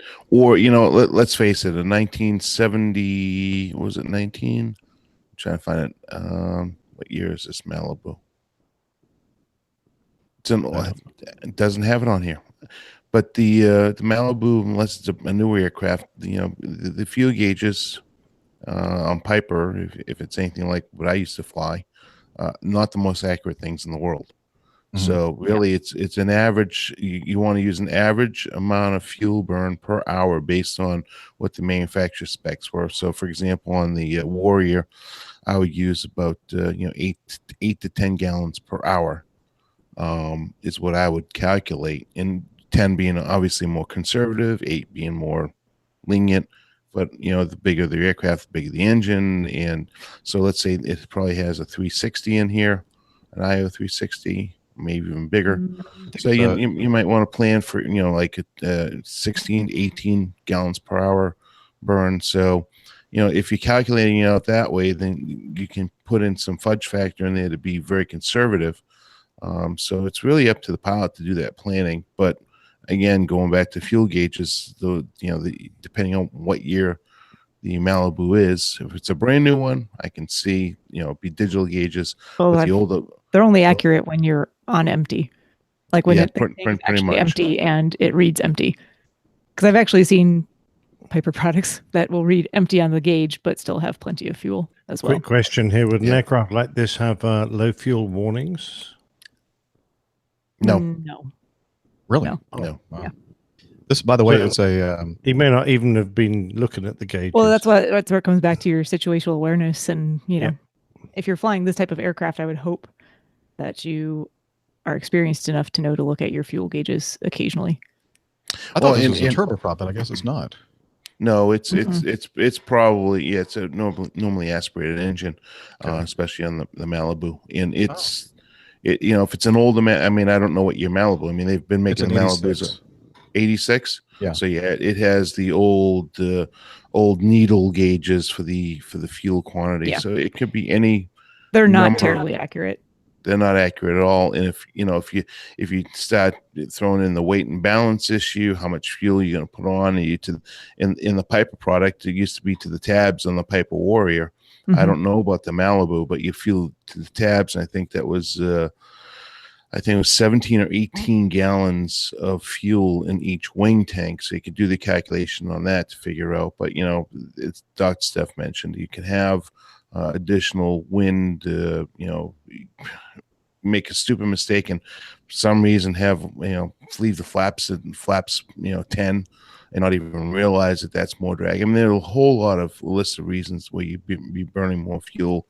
But the bottom line is that he may or may not have had enough fuel, or something else, which I had the experience of dealing with in a Piper product. There's a Piper Comanche, which had the old bladder fuel tanks, and we had a piece of the bladder break loose and block the fuel line. Thus, had flown and lost the engine on short approach into Enid, Oklahoma. And I pitched the nose of the airplane down to get underneath the power lines because we weren't going to make it over because the engine was dead and we were fully configured. And by that time, we had switched tanks and we were able to regain the engine. So, that's another issue with the Piper product is you have to remember to switch tanks. You do, yeah. I used to have a sticky note. Yep. So there are a lot of, especially if you go from flying a high wing aircraft where you don't have to switch fuel tanks, and then you transition to something low wing where you do have to remember to switch fuel tanks. Yep. So. Or the fuel tank could have went out. Fuel pump. Yeah, that's another critical thing on a low wing. Or you could have. I had which fortunately we caught this before we went anywhere, but had it been a different time of day or different circumstances, we may not have noticed. I went out to fly an aircraft a couple months ago, and the boost pump is supposed to be on. So we turned it on, and it was leaking from the gascolator down underneath the nose of the aircraft, but only when the boost pump was on. So, if you had that sort of a problem and you left the boost pump on for longer than you were supposed to, you could be leaking fuel and not have as much fuel as you expected. So, yeah, so all kinds of stuff. And I'm looking here just now. Really, the only probably suitable place to land before getting to Prescott would be like Lake Havasu, which is a good, let me see how many miles this is. 80, almost 90 nautical miles to the west. if you're coming from that direction. Like Havasu, what's this other one here? So it's almost an hour. Yeah. So they would have had to notice pretty early on that it was going to be tight to have to make that decision. Well, I'm hoping that we'll find out what happened in this case. I got this information from the Air Safety Network, and I'll put the link to it in the show notes. Interesting. Well, I learned something new today. I don't know why, but I always thought that the Malibu was had a PT-6 or something like that. But I guess I must be thinking of some other airplane. I thought it was a cocktail. That's the Mirage. I'm Okay. pretty sure that's the Mirage. Yeah. By the way, talking about mad fuel gauges, the Mirage 3, that didn't have a fuel gauge. We were talking about the jet. Yep. It had a fuel debit counter, which assumed you'd filled you assumed the tanks had been filled to full, and as the fuel was sucked into the engine, it would count down and give you a reading. So there you go. The more fuel you use, the less accurate it was going to be, because there's always going to be an error in there. I thought that was the maddest thing the French ever did. Crazy. So I'm just looking here real quick because so this particular aircraft, the PA 46310P, is Continental TSIO 520D. Yep. So 310 horsepower. But then there are different versions. The Malibu Meridian is the turboprop powered version. So there is a version of this aircraft with a turboprop, just not this one. Oh, interesting. You learn something new every day. And the Mirage is the next one. It's like the in between the Malibu and the Meridian. So I was close, but yeah, it's the Meridian that has the turboprop in it. Okay. Sweet. Okay, we'll move on to this interesting incident. And what's really interesting is the name of this airline, which I'm going to attempt to say, and it's probably going to not be anything close. It's an Indonesian name. Jayawijaya Dirgantara. Jayawijaya. Thank you. Jayawijaya. Okay. Yeah, just roll off Jayawijaya. Wamena.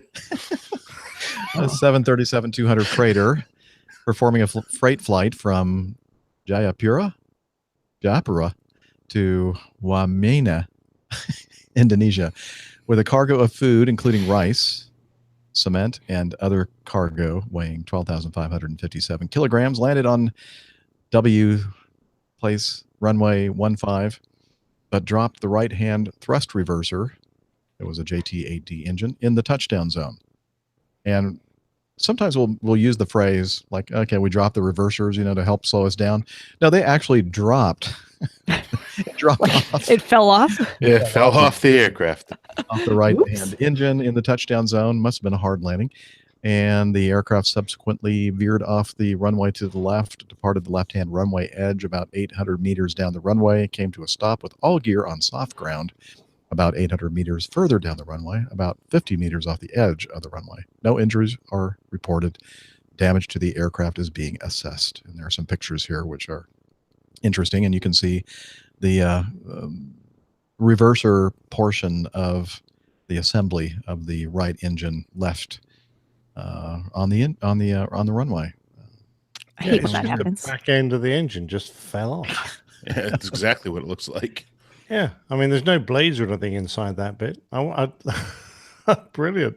Yeah, don't see that very often, thankfully. No, I'm a little bit. I mean, I understand that when that fell off, they would have had asymmetric thrust reversers, but I'm a little surprised that they ran off the runway. So, Maybe it's not a very wide runway. I don't know. Well, it looks normal, doesn't it? I don't want to cast aspersions on the flight crew, but if you start getting asymmetric steering problems with reversers engaged on landing, probably a good idea to cancel them. Just use the brakes. But and if you can't stop without the use of reversers, then you shouldn't be landing there anyway. because there's no way you can always guarantee that reversers would be available. So, Well, let's I'm just say a the bit curious. safety record for Indonesia and Indonesian Airlines is not at the top of the list in the world. No, you're right. By the way, I've been watching our map of listeners, and Indonesia just disappeared. They Oh all no, turned. we've lost Indonesia. Yeah, you just lost them. I mean, after you massacred their names, they half them left, and now all of them have gone. In their minds, we're at 0% Yeah, credibility and accuracy. Sorry. I'm afraid so. Yeah. Yeah. But it's an interesting thing, isn't it? What aircraft was that? I was just curious. 737-200. Oh yeah, who makes that? Okay, let's go on. Developing this afternoon, a disturbance on board a flight to Atlanta prompted a Delta pilot to make an emergency landing. Channel 2 anchor Wendy Corona is live in the Satellite News Center. Wendy, the flight landed in Oklahoma. Carol, a passenger who was on the flight is painting a picture of exactly what happened for us. Here is the suspect as police let him through the Tulsa airport, if we have that video. A passenger who was on the plane tells ABC News the man was on the plane singing loudly. He refused to stop even when he was asked to by multiple flight attendants, so the pilot then decided to make an emergency landing. Flight 1156 left Portland, Oregon, heading here to Atlanta. The 737-900 had 172 passengers and 6 crew members on board. That flight, we're told, landed without incident in Tulsa around noon, and police then met the suspect there at the plane. The passenger who spoke to ABC News says the man screamed, "God is coming," as police took him off the plane. We are staying in touch with our partners at ABC News and our sister station in Tulsa, Oklahoma, as we work to gather more information. And fortunately, we have some audio from the flight, and we can hear the man singing. Oklahoma, where the wind comes sweeping down the plain, and the waving wheat can sure smell sweet when the wind comes right behind the rain. Oh, Oklahoma. Hang on a minute. The wind comes sweeping down the plane. Was Dana flying? Wow. So that was very appropriate for him to be singing Oklahoma. Yeah, good song choice at least. Yeah. And they had a band with him as well. I might have been mildly Very entertained. impressive. Very impressive. Was he tall and white haired with a nice clean moustache and No, actually not. looking tan gentleman? No. Okay. Anyway, I just thought that was funny, and it was an opportunity for me to play Oklahoma. Great music. Yes, great music. All right. Well, that's the end, thank goodness, of the we scraped to the bottom of the news bucket, and that means now it is time for the best part of the show, which is your feedback.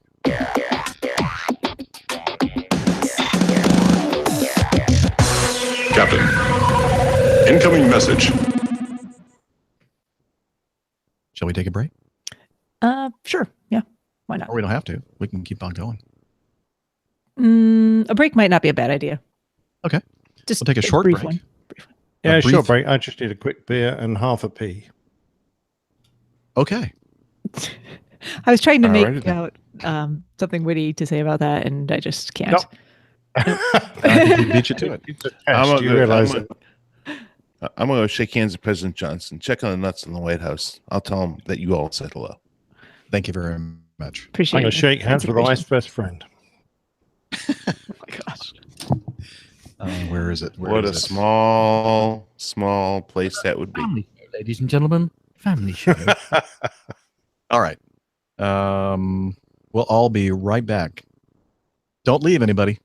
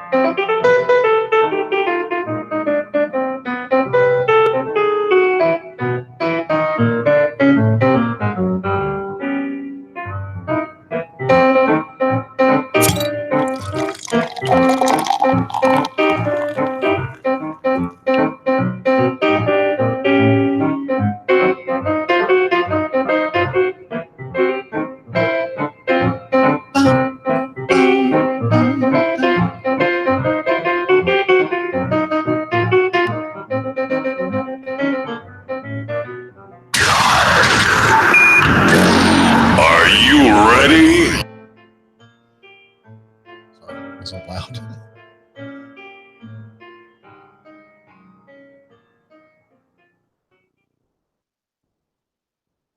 Hello.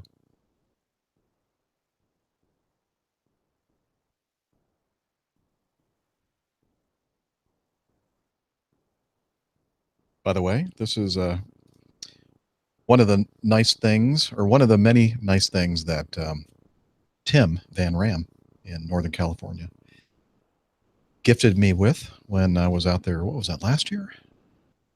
Sometime last year, I think, at the, I forgot the name of the brew pub. Oh, it has something to do with earthquakes. Fault Line Brewing. Thank you, Tim. Give me some nice books as well. I think they're behind me.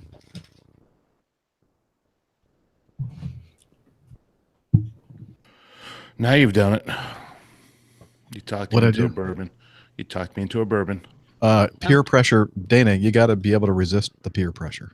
See, Dana? Everybody else went and got a drink, so I had to. I have Perrier.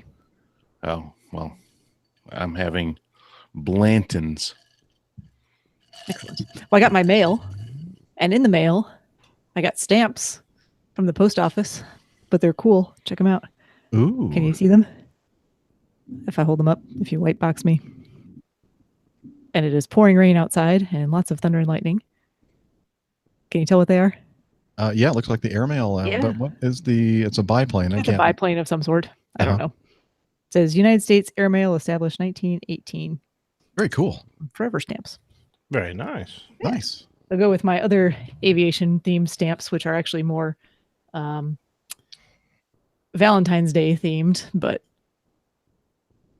Oh, very nice. Oh, got airplane at the end. Yeah.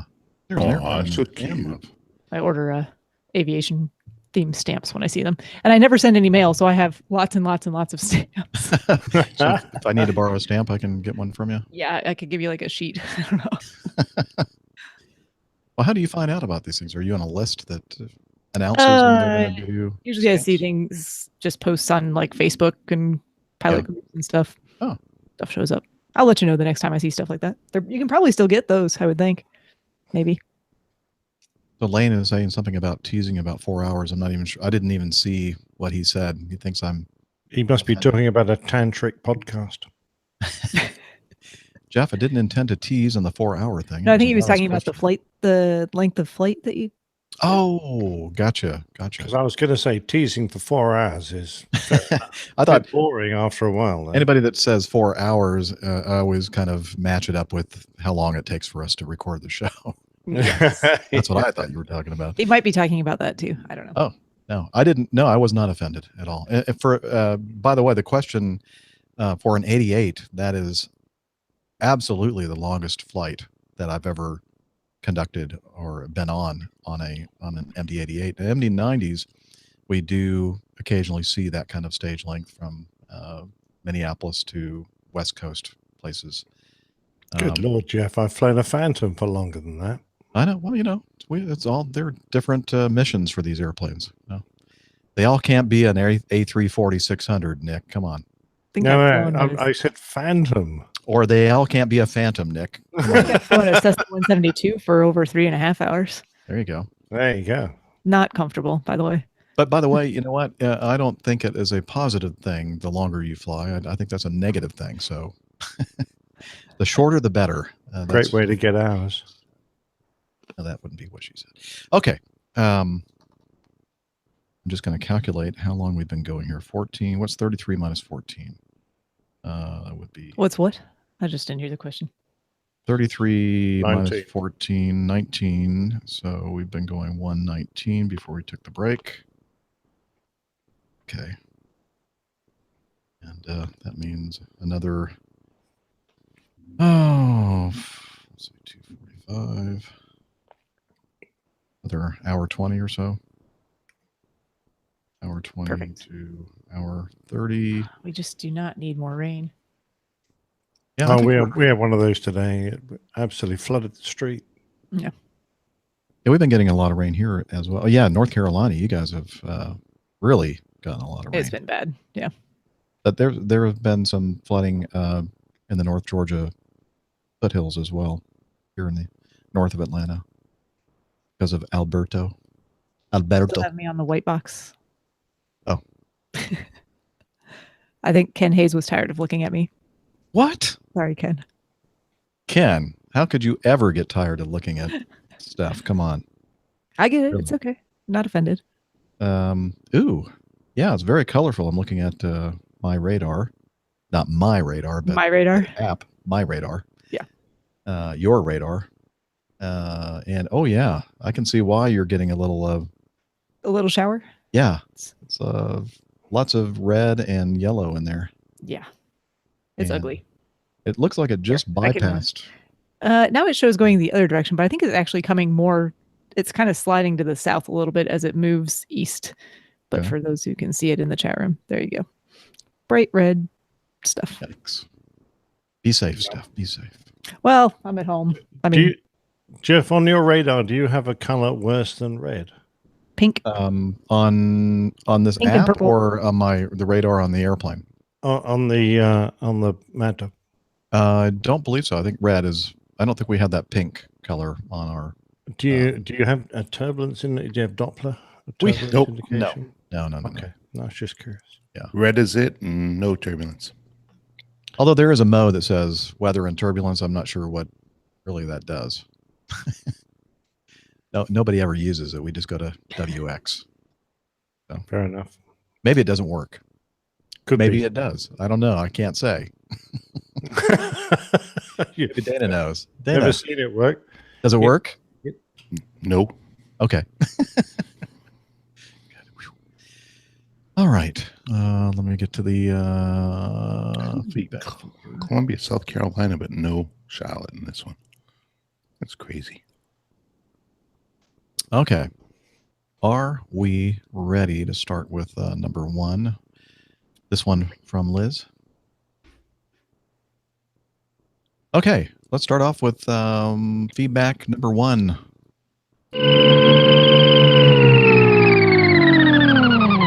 The FAA is down with drones, but I think that's a good thing. But it has a whole lot of questions before it lets Uber fill them with people. In contrast to state officials eager to bring in high-tech jobs or city regulators who weren't fast enough to deal with the aggressive, not quite taxi competition, the FAA has serious power and at the national level. And it won't just let Uber launch flying cars without its say-so. The federal government will finally embrace drones, or is finally embracing drones. This week, the FAA endorsed 10 pilot projects that will see UAVs delivering medicine, inspecting infrastructure, monitor the border, and more. This tech is developing so rapidly that our country is reaching a tipping point, said Secretary of Transportation Elaine Chao when announcing the trials. Depending on the results, the little buzzers could become even more common than the mosquitoes some of them are being programmed to help eradicate. Anyway, there was some kind of a conference that you may have heard of in the news that Uber hosted regarding using drones to carry people around. And let's see, amongst the folks at the conference or participants at the conference was the Federal Aviation Administration. Unlike the other participants who were all gung-ho about the possibility of launching passenger-stuffed drones off the top of tall buildings, the agency tasked with keeping American skies safe struck a more measured note. While saying that it would work on regulations and air traffic control systems, it stressed that compared to smaller drones, the path to regulating human flight is likely to be different, harder, and longer. Uber has made, I was tempted, but I didn't. Uber has made its reputation by being quick and disruptive, often ignoring rules and regulations that would hold it back from deploying its cars. And for flying vehicles, the strategy is not going to wash. In contrast to state officials eager to bring in high-tech jobs. Wait a minute, didn't I just read that? Yes. Something similar. It looks like it's the same paragraph that was earlier in the article. Okay, I'll skip that. The FAA said, we're the safety regulators. We're going to come at this from a safety perspective, said the acting administrator of the FAA, Dan Elwell, in an onstage conversation with Uber's head of product, Jeff Holden. So Uber wants to build a network of these things using batteries, motors, multiple small propellers for lift. These vertical takeoff and landing aircraft would be quieter, cheaper, and easier to fly than helicopters, which is really not saying a lot as far as the quiet part of it. Uber proposes a service that will depart from drone ports set atop tall buildings, flying customers across cities, starting in Los Angeles and Dallas-Fort Worth by the end of 2023. Sounds neat. Again, this is from Wired magazine? I think so. Yes, Wired. Yeah, it says, sounds neat. Just don't expect it to happen too soon. Quote, the pace of technological advancement in this industry is faster than anything we've had to deal with, the acting head of the FAA, Elwell, says. When you put passengers on autonomous vehicles as opposed to delivering a package, you introduce a much, much higher bar you need to get over. To get past that, Uber is proposing having onboard pilots at first before eventually making them autonomous. And then they put in parentheses, hopefully. I'm not hoping that. I guess Wired magazine is. Anyway, the most telling exchange between Elwell and Uber's Holden came when an audience member asked how air traffic control might handle, or an air traffic controller might handle an exponential increase in flying machines. Holden described a scheme that involves carving out a corridor of airspace over Dallas-Fort Worth, which commercial vehicles would avoid, and within which Uber would manage the traffic. And then the FAA guy says, what you just described is where we don't want to go. You just described segregated airspace. And he said that jokingly at first, offering to give him a number to try negotiating that with American Airlines. Then he got serious. My hope is that we don't have to do that. He would rather see an integrated airspace where everyone shares the skies with rules and technology to avoid each other, which he views as a better long-term solution. So basically, everybody kind of poured water on this whole idea to rapidly introduce these vehicles in cities and transporting passengers and drones and, integrating them with the other commercial traffic up there. And I think that, they're even having trouble with the darn autonomous cars. I can't imagine the kind of issues that they're going to have trying to do the same thing with autonomous flying vehicles. What do y'all think? We've said it before. It's not going to happen anytime soon, and I don't see this changing anything about that. So, you're just a party pooper, Steph. Yeah, it's not going to happen. I agree. Not in my lifetime, anyway. I just hope they're not powered by Windows. The operating system. A blue screen of death or whatever. Well, it's just, you get in there, you get airborne off a really tall building, and it says, stand by for a Windows update. Ask Matt Smith about Windows updates in the midst of podcast. I wonder how long it's going to take me to fall 36 floors and whether it's got time to do this update. Hurry. Just hope that they really good. Yeah, I agree, Steph, and I think we all here at the APG believe that this is just people that are delving into a space that they really don't understand. Yes. And I'm all for being excited about technology and things like that. I know I really wasn't earlier with the Air Force recruitment tool thing, but I am excited about technology.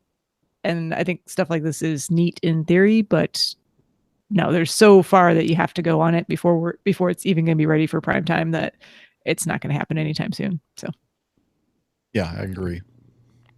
Well, it just like who would ever thought that the Air Force would ever have to go to the internet to start recruiting and using games to try to get pilots to sign up. I mean, when I was trying to sign up, and that wasn't very long ago, I couldn't even get a time of day because they weren't looking for pilots, looking to get rid of pilots. So times do change, and they do change relatively quickly, especially nowadays with the new technologies coming fast and furious. I mean, we just bought this beautiful Apple MacBook Pro that I spilled the beer on. Don't remind me. Thank you.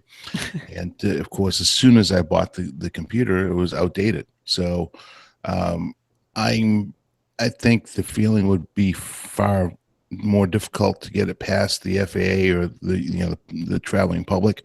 I think the technology and the ability to do it will be here a lot quicker than that. then we'd be willing to accept it. So I agree with you and disagree with you. I mean, I think the technology is here and will be here very quickly. I don't think we as the human race will be ready to accept it, but I can't speak for the younger generation that is very computer and tech savvy. So they may be more accepting of it. Oh, I think they'll be very accepting of it eventually. Yeah. Yes. And what's more, I see, using social media to engage potential employees for the military is probably the way to go. It's the best way to engage with people who are growing up fast and looking for a career. So I personally think those are two excellent avenues. I think Uber has shaken up the taxi industry, and I think it stands a good chance of shaking up the aviation industry, which has traditionally been incredibly rule bound and reluctant to change. So I think technology is moving faster than a lot of those FAA guys are capable of moving, and I think at least they're getting one step ahead rather than being swept along in a wave of inevitable change. Yeah. Again, I tend to be at the more pessimistic end of the scale, and I'm into technology. I really am. I love technology. And that laptop is not obsolete, Dana.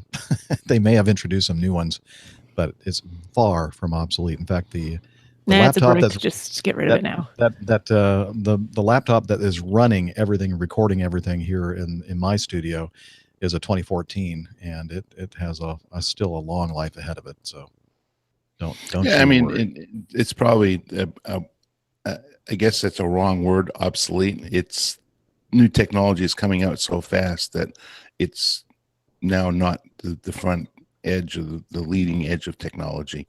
Actually, I mean, this thing, the CPUs, the what's powering the thing have reached kind of a plateau. I mean, they're just making small incremental increases in speed and battery consumption and everything else lately. So it's kind of, it isn't quite the same breakneck speed that the advancement in technology was as far as chips and central processing units used to be. So and to be fair, I think when you're talking about aviation and safety critical environments, you don't actually want the latest technology. You want something that's well proven.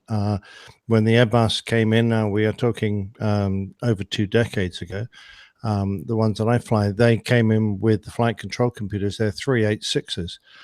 With those who remember those computer chips, they were really old, but they were incredibly reliable because they'd been around for a very long time.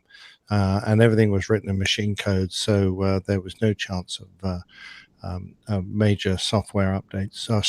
Major software faults. With those computer chips, everything was perhaps a little slower than it could have been, but it was incredibly reliable. Yeah. And I, for one, am very encouraged by the fact that the FAA isn't going, oh, heck yeah, let's bend all the rules and get this thing out there as quickly as possible, that they're kind of taking a more conservative pace when it comes to this technology. So I think that was kind of good news. That I think a lot of the people that read that publication probably looked at it as a downer, but I kind of looked at it as, yay, the FAA is, in this case, I'm glad they move at a glacial pace. And just an aside, I was looking at the chat room, and Wayne Johnston says, maybe I shouldn't watch APG live in the office. Tech guys behind me thought Jeff was a 70s porn star. Respect to the mustache. Yeah, that made me laugh. Yeah, I'm the host of the Airline Pilot Guy show with a 1970s porn star mustache. You need to just find some whoop whoop dappa dappa music in the background as well. Yeah, get some of that. That's the stuff to play. All right. With that, I wonder what they think of me. I mean, I've got this flat cap on. I mean, going back into the 20s and 30s for crying out loud. With this I don't know, Wayne. What do they think about Dana? Oh, a lot of compliments your cap has received tonight, I've noticed, Dana. Thank you. Mm-hmm. Yeah. Waymo's talking about. Don't thank me. The last one was from the lovely Josine. Oh, is she finally? Oh no, that's she's Tiffany I'm looking for. I love Josine. it. APG, airline porn guy. Totally different show. Moving on, shall we? That's what you were looking It's a for, I'm family sorry. show, folks. Family show. Yeah, family show. And if I was quick enough, I could probably. Does he find look it. like Ron Jeremy? That's what I want to know. Family show, ladies and gentlemen. Family show. I hope not. Well, at least in the face. Okay, moving on.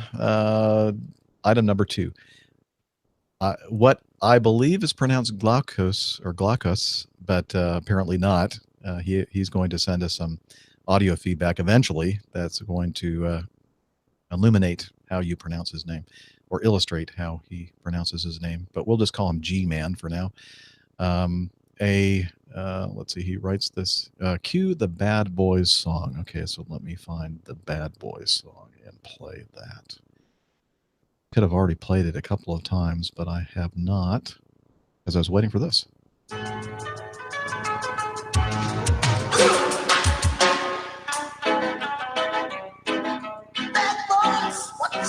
So G-Man continues, have you ever seen something like this happening? Could the man physically open the door if he knew how to, or can you lock it from the inside? And he gives us a link to this article. This happened in Melbourne, Australia. Looks like a passenger was furious that they wouldn't let him on the airplane. Apparently, he was a couple of hours late to arriving at the airport for his flight. And let's see, in a video released by 9 News, the late passenger is seen attempting to wrench open the locked door of the Jetstar plane before resorting to kicking it with his foot. The man's brazen attempt came after he reportedly became irate and physical with Jetstar staff when they told him he was hours late for an earlier flight. The man attempted to access, wasn't flying to the destination he wanted to go to. I thought that was a great bit. And only did he do the dreadful thing of running out and trying to get in this airplane. He wasn't even going where he wanted to go anyway. He's like, I don't care. I'll just go anywhere at this point. You're going to take me somewhere. I want to get out of here. I like these Exactly people. They're mean. It's reported the man had a cigarette inside the airport before storming a nearby gate, pushing the crew out of the way, and then running onto the tarmac. When the man was halfway up the steps, he was grabbed by staff but managed to break free and get to the door of the plane. It took a number of baggage handlers to restrain the man, and 2 Jetstar employees were left with physical injuries from trying to restrain him. A Jetstar spokesman said the man's behavior was unacceptable, and the company has banned him from put it slightly stronger than that. Yeah, that's kind of mild. We frown on this. We frown on this gentleman's behavior. Oh boy. So, so his question, could he actually open the door? Yeah. If the airplane's on the ground and the cabin's not pressurized, he could have certainly opened that door. There's no way to, as far as I know, there's no way to lock it from the inside. You can only hang on to the door and try to keep somebody from the outside from, using leverage to open it up. But, yeah. Yeah, if you think about it, if the safety services want to get onto the aircraft in an emergency, there's no way it should be able to be locked from the inside. They should always be able to gain access. The good thing is that if you open the aircraft door from the outside, if the crew on the inside have armed the slides, so that that means that if you do open the door, normally the slides will deploy. If you open the door from the outside, that should automatically disarm the slides. Otherwise, Otherwise, the gentleman would be met with an extremely large inflating trunk coming out of the elephant of the aircraft. So, he would have had a big shock. I'm not sure about severely injured. Not sure about the 737, but if it was a Mad Dog and the flight attendants had already armed the doors, opening it from the outside would activate the. Would it? Oh, right. Yes. Okay. Well, I'm just going from Airbus. Your modern airplane. Modern Airbus airplanes, yes, which don't allow that sort of thing. And that's a good thing. There is one exception on our airplane, of course, though. And that is the tail. The tail cone. Oh, yeah, but he's not going to be going up the You tail cone. might try to drop the air stairs if you knew where the switch was. I don't think these people are that smart, Dana. No, I'm only. This was not planned in I'm only advance. playing with you, Jeff. Come on. It's just anger fueled. I'm gonna. Yeah. The guy wasn't even. I mean, the airplane wasn't even going to where he was trying to go. Come on. But good point. There are some exceptions. Dana for some reason knows this airplane really well, especially very, very lately. I'm sure you knew it all, way before now. I know nothing. Uh-huh. Okay. Number 3. We'll end with that. John, question for Captain Nick. Whoa. Hello, APG. I've been listening to you for a year, so I thought I'd leave my first feedback. Yeah, you got to listen for a year before you can send in your first. No, that's not a rule. I have an Airband radio that my dad gave to me when I was about 7 years old. I'm now 27, and it's still working.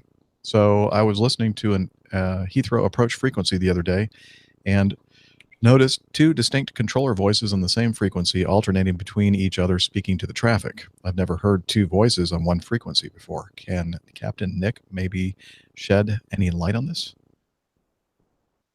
Can you? Do you want me to? I want you to, yes. Oh, yes, let's do that. I've heard it quite a lot, actually, but then again, I go in there quite often. But I thought I'd approach the Oracle, whose name is Adam. And the Oracle advised me that when it gets busy, sometimes Heathrow Approach have 2 controllers on the same frequency. One will be controlling the aircraft in the stack, and one will be controlling the aircraft at the base of the stack, and will work them until late downwind. It requires very close teamwork and an almost telepathic understanding between the 2 controllers as when each is going to speak on the RT, though hand signals help. He quotes a little piece from the great aviation website, P Prune, and I can recommend that. There's an awful lot of very professional people who are there and provide a lot of information, which gives a couple of frequencies.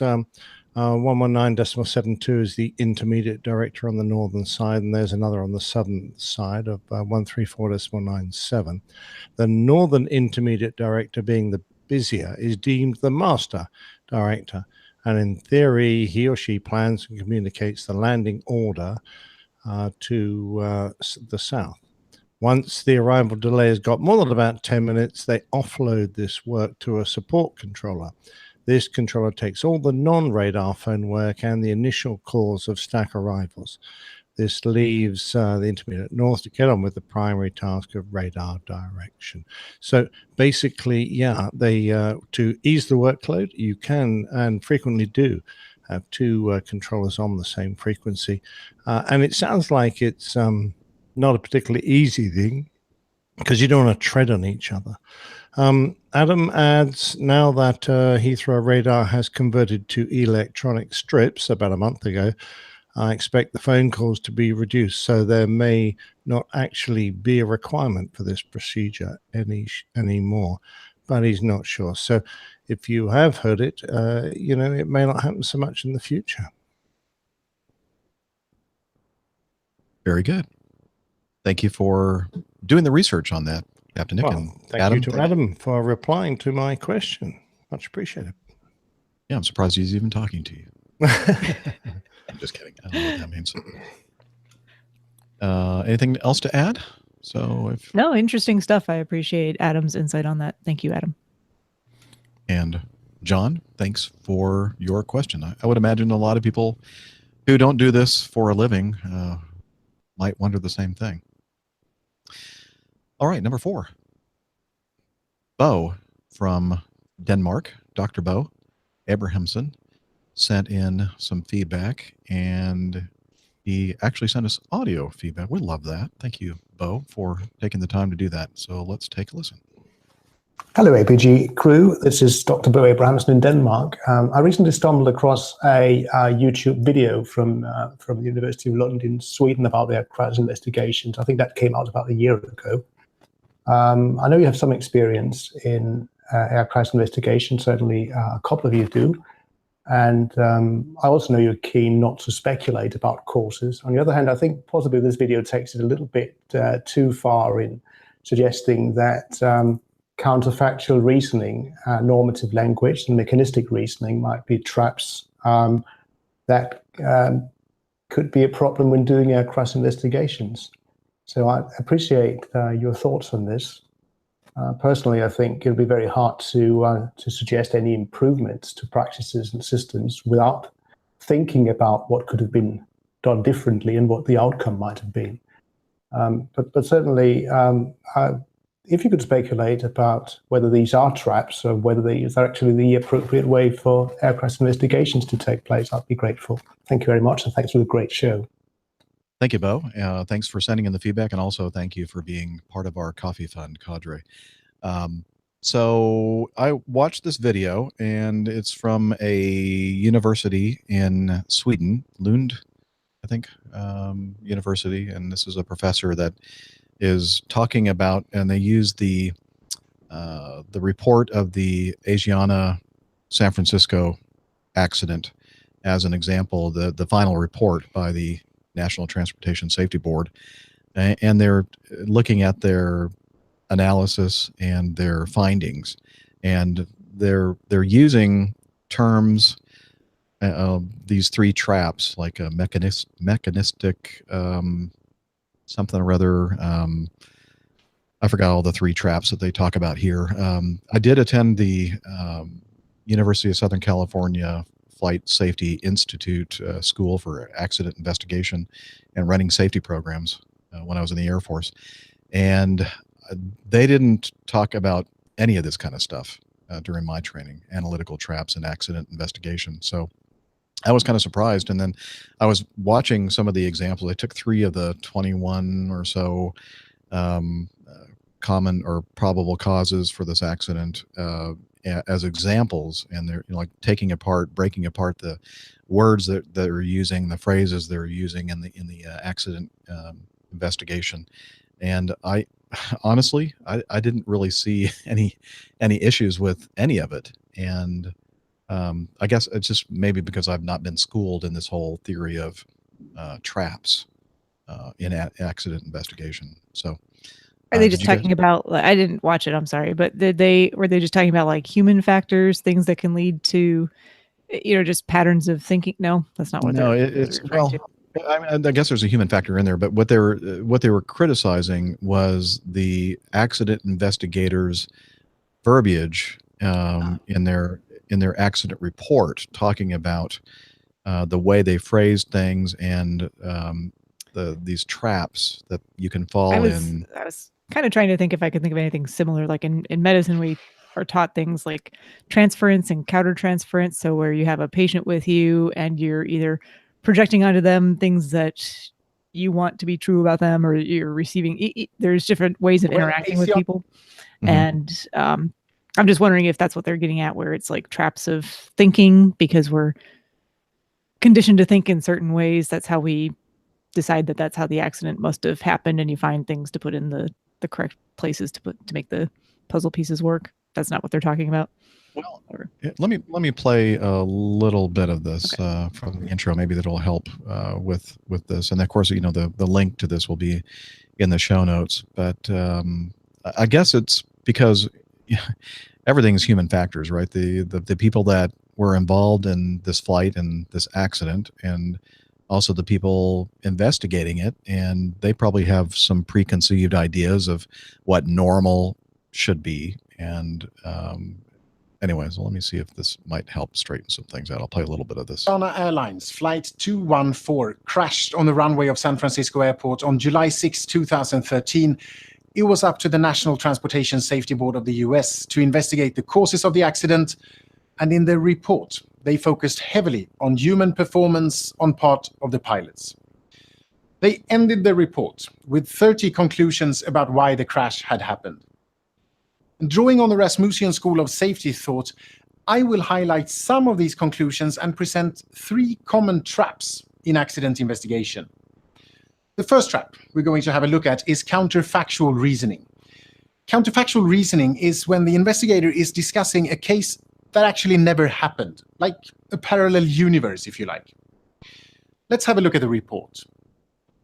Crew members became aware of the low airspeed and low path condition, but the flight crew did not initiate a go-around until the airplane was below 100 feet, at which point the airplane did not have the performance capability to accomplish a go-around.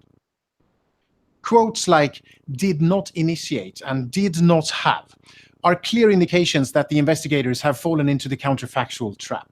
So that's kind of what this video is. It's kind of going through and looking at these paragraphs and the words that they use to describe, what they think went wrong and that sort of thing. And maybe it's just all above my well, head. I don't know, Jeff, but I'm used to reading these reports, and that is a very accurate description to me of the performance of the aircraft, the situation the crew got themselves, and what occurred.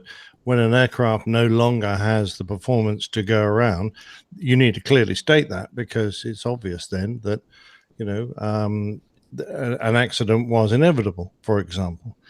So this gentleman is going to have to, explain to me exactly what's wrong with that, because I don't see a problem with it. Yeah, and that was kind of the way I felt throughout this 7-minute, 36-second video. I was like, well, I'm glad that nobody ever, I'm glad, number one, I never had to do an accident investigation and prepare a report like this, but I'm glad that if I had, that nobody, I'd hope that nobody would go through and pick it apart. Like, I've had to do a report like this, and my Air Officer Commanding picked it apart. He said, the only reason I'm not making you rewrite this is because you're leaving the Air Force. Wow. Well, nice. Which I thought was a bit rude. Cheers.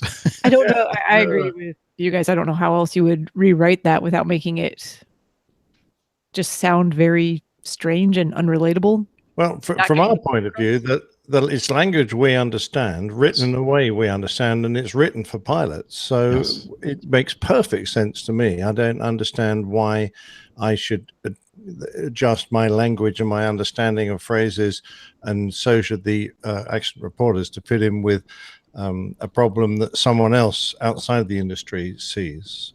Perhaps I'm making a big mistake there. I don't know. No, I agree completely. The pilot brain is probably different than an academic professor, PhD guy that is looking at language maybe a little bit more critically than we do. And for us, it's communicating what happened, what went wrong, what could have gone right, that kind of thing, what we can take away from it. And I every example they used in this video was like, well, I didn't really see anything wrong at all with what they wrote. I understand what they were trying to say. So I don't know. That's what we think about it. Bo. Bo is a smart man. He's probably, he's a medical doctor and probably a doctor of philosophy as well. So perhaps in your stratosphere, it makes more sense. But to me, it was like, what's the point here? Well, I think it's more written in layman terms anyways. I mean, it's not written by an English professor or a philosopher. It's written so that the general public, including morons like myself, can understand it. So, yeah, that's really all I have to say on it. Not that I'm a moron. I'm just saying. No, morons you're not like a moron. me. Yeah. No. Buffoon, flying buffoon. I prefer that. Okay, well, we'll go that far, but not You're more. not a moron, Forrest. That's all I gotta say about that. I'm not a smart man. Yeah, wait a minute. I am not a smart man. I can find it. Life's like a box of chocolates. Just don't know what you're ever going to get. Stupid is, stupid does, sir. I know I have that. I'm not a smart man, but I just can't find it because I'm not a smart man. I'm just not a smart man. Anyway, moving on. Thank you, Bo, for taking the time again to record the audio, and I that's how we feel about it. Maybe there's more to it. I would be interested to hear what you think, Bo. Send us some more audio feedback and let us know what you think. All right.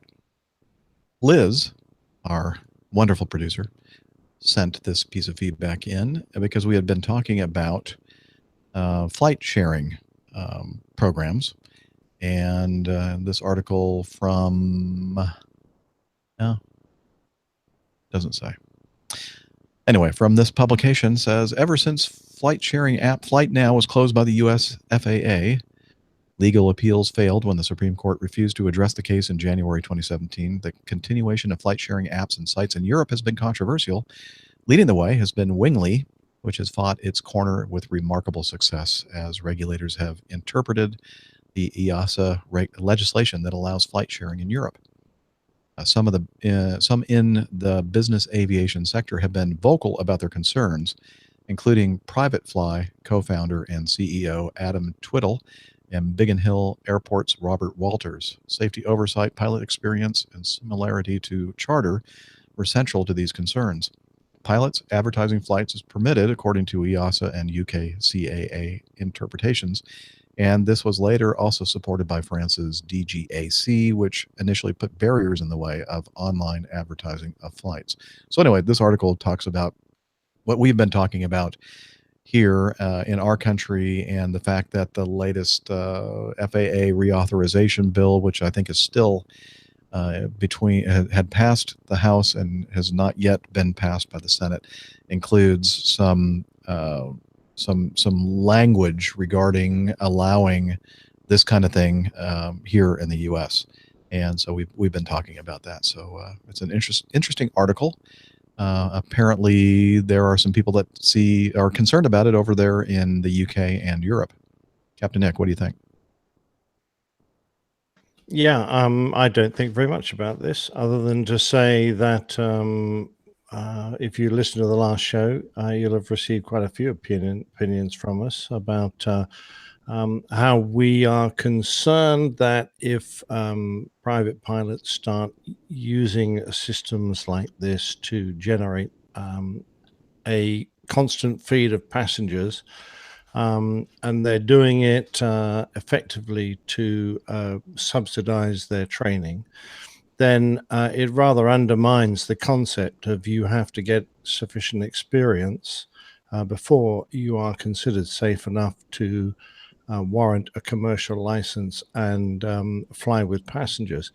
Now, a private pilot can fly with passengers and they're allowed to contribute towards the cost of the flight, but when you turn it into a commercial enterprise in order to get enough money to generate flying hours, it kind of becomes a self-defeating argument, in that you are trying to do something that gets you to the point where you can do it legally. And I'm not saying this is illegal. What I'm saying is the whole point of getting hours is to generate experience so that you are then capable, experienced enough to take fare-paying passengers. And it's a very, very small difference between someone who's contributing slightly less than the cost of the flight, or slightly less than the contribution the pilot's putting in to a flight, compared with a passenger who's just paying to sit on an aircraft and fly from A to B, just as he would on EasyJet. I mean, there is such a small difference. I just don't feel comfortable with the whole concept. The Baltic Air Charter Association, the BACA chairman Richard Mumford, says that there is a reason why there is a distinction between commercial and private flying, and why commercial is subject to more rules and have airline operating certificates. He said, I understand the exception whereby if a pilot's taking some money for fuel, it's not commercial, but advertising a flight is different. And he says, I don't believe that the traveling public understands the distinction. I'm not saying that pilots that share for money are bad pilots or that they maintain their aircraft badly, but there's a reason why our operators go through what they do. He said that BACA members have found it hard to get regulatory engagement on the issue. He did not comment on websites inviting people to request flights, as Wingly also does. So, I think we've kind of, I don't know, Steph, what, have you changed your view on this, or do you still feel like this is something that maybe... I haven't changed my view on it. I don't think it's a good idea. Yeah. Bottom line. What do you think, Dana? Dana's usually the one that comes in with a alternative point of view. Are you all for this? Well, no, actually, I agree with the entire panel. I think it's a terrible idea. Yeah. So I'm not coming to the alternative view this time. Okay. And I'll say this as someone who uses, Uber and Lyft services. And theoretically, maybe there shouldn't really be a distinction there. But it just doesn't sit the same way with me. I think there's a lot more that goes into it. There's a lot more liabilities. So between like driving a vehicle and flying a yeah. aircraft in the air. They're two different beasts. I mean, they're not the same thing at all. I mean, I can see why I can see why the general public thinks of it being the same way, but it's definitely not. Yeah. And that's one of the dangers. I don't think the general public understands the nuance between a pilot and a commercial pilot and an air transport pilot. We do, because we're in the industry and we know how hard it is to get from one step to the next. But someone who's just pitching up and wants to go from A to B, they're not going to investigate that, and they're not really going to understand what situation they're putting themselves in. Well, let's face it, we're not the Jetsons. I mean, everybody wants to think of us as the Jetsons, but it can't be that way. I'm a Jetson. Well, yeah. That's fine. My desk, or I could come over here and. Yeah, well, you see, I've got a robot housekeeper. Do you? Yeah, you do. Actually, you have a robot lawnmower. That's right. Mows my lawn. Yeah, there you go. Okay. Oh, it doesn't take very long for it to mow your lawn, so it doesn't matter. That's true. And anyone who's thinking of coming around and stealing my robot lawn. Why are there 4 of him? I just saw 4 of Nick. That's cool. Crazy. My if you there it is, 4. Wow. The chat room has already started. If you're listening to this show, Nick has a screen behind him, and there are 4. That's just overwhelming. That's way too much Airbus talk. Way too much Airbus talk. I'm just information with myself. Yes. I'm like a Chinook pilot. I can formate on myself. Yeah. It is a little There's so many places that go with that, but this is a family show. There's so many places. Yeah. Let's not. This might be a good time for us to kind of take a break and listen to the eloquence of the old pilot as he spins his tail, the plane tail. Christmas.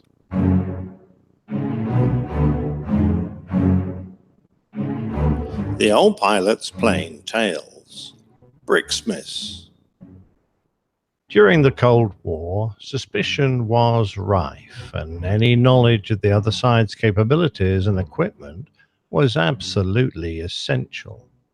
This produced the need for specialist spy planes whose job it was to overfly military assets and photograph them for the intelligence boffins to pore over.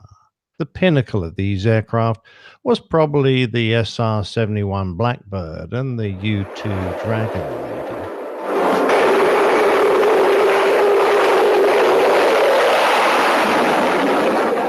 Whose performance gave them the edge. These stunning aircraft that could reach incredible speeds or unimaginable altitudes were cloaked in secrecy and wrapped in intrigue, enough to spark the interest of anyone who lived through the period and many in the years after. The Soviets too had their specialist aircraft, such as the Tupolev Tu-95MR Bear, the Tu-16R Badger, and the Myasishchev M17 Mystic. However, the British also had a very special secret spy plane that it used under the strange circumstances that surrounded the agreements drawn up between the Axis forces regarding access to Berlin. With Russia's increasing hostility to the Western zones, the need to organize some mechanism for liaison between the Western and Soviet governments, who had quite recently been allies, had become apparent. In order to continue the flow of seemingly friendly relations between the zones, the British began negotiating with the Soviets, and it was eventually agreed that an exchange of mission groups to patrol the opposing side's zones would be organized. The resulting Robertson-Malinin Agreement came into effect on the 16th of September 1946. The agreement allowed for a small British liaison group named BRICSMIS, short for British Commanders-in-Chief Mission, to move about the Soviet zone of Germany, later known as the German Democratic Republic. The BRICSMIS group soon began to take advantage of the freedom of movement permitted under the Robertson-Malinin Agreement, whilst operating in the Eastern Zone. They set up a headquarters in Potsdam, on the western side of Berlin, and from there they would cross the Glienicke Bridge, the Bridge of Spies, famously used for the exchange of Rudolf Abel, the Soviet spy, for Gary Powers, the U-2 spy plane pilot, who had been shot down flying over Russia. The British BRICSMIS troops, dressed in uniform, would drive out across East Germany, hunting out places to observe the Soviet forces and obtain what intelligence they could. Living in their vehicles or camping out, they would set up OPs, observation points, whilst photographing any Soviet military equipment that looked interesting. Berlin lay around 100 miles inside the Soviet zone of occupation, so any military forces that approached the border would probably have been spotted by these roving observers well before they reached West Germany. As such, they helped to keep the status quo. These tours, as they were referred to, weren't without their dangers.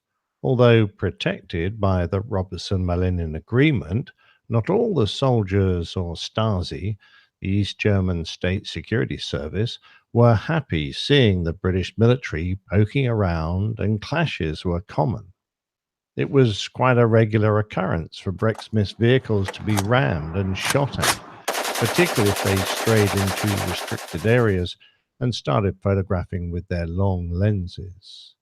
What the BRICSMIS chaps needed was that very special spy plane to peek into areas that the chaps on the ground had trouble getting near to. Of all the aircraft that conducted clandestine spy missions throughout the Cold War, the BRICSMIS aircraft was by far the most unlikely.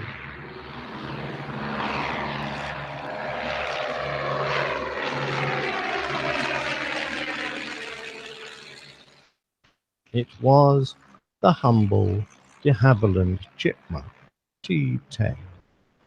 For those who may not be familiar, the Chipmunk, or more affectionately named the Chippy, started life in Canada as a replacement for the Tiger Moth biplane.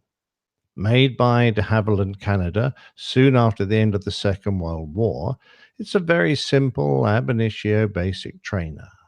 It was made in Toronto, but around 1,000 were also produced under license in the UK by the British manufacturer de Havilland. The Chippy is a two-seat tandem aircraft with a low wing, fixed undercarriage, and a tail wheel.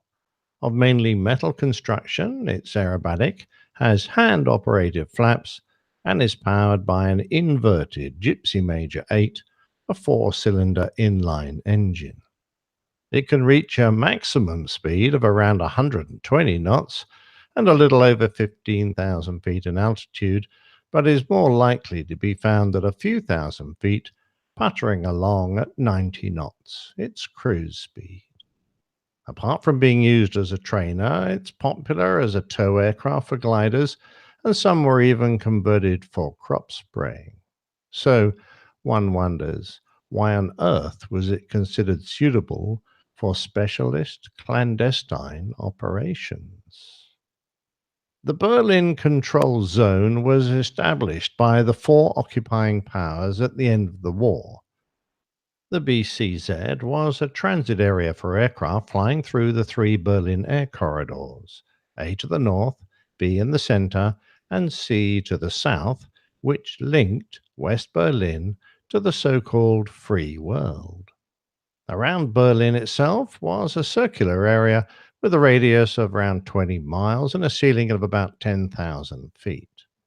Aircraft from the west could use these corridors to gain access to Berlin and the surrounding areas. Inconspicuous and unthreatening, the Chippies flew out of RAF Gatow in Berlin, a little to the north of Potsdam, and their cover story was that the aircraft were used purely for the training of pilots on the station.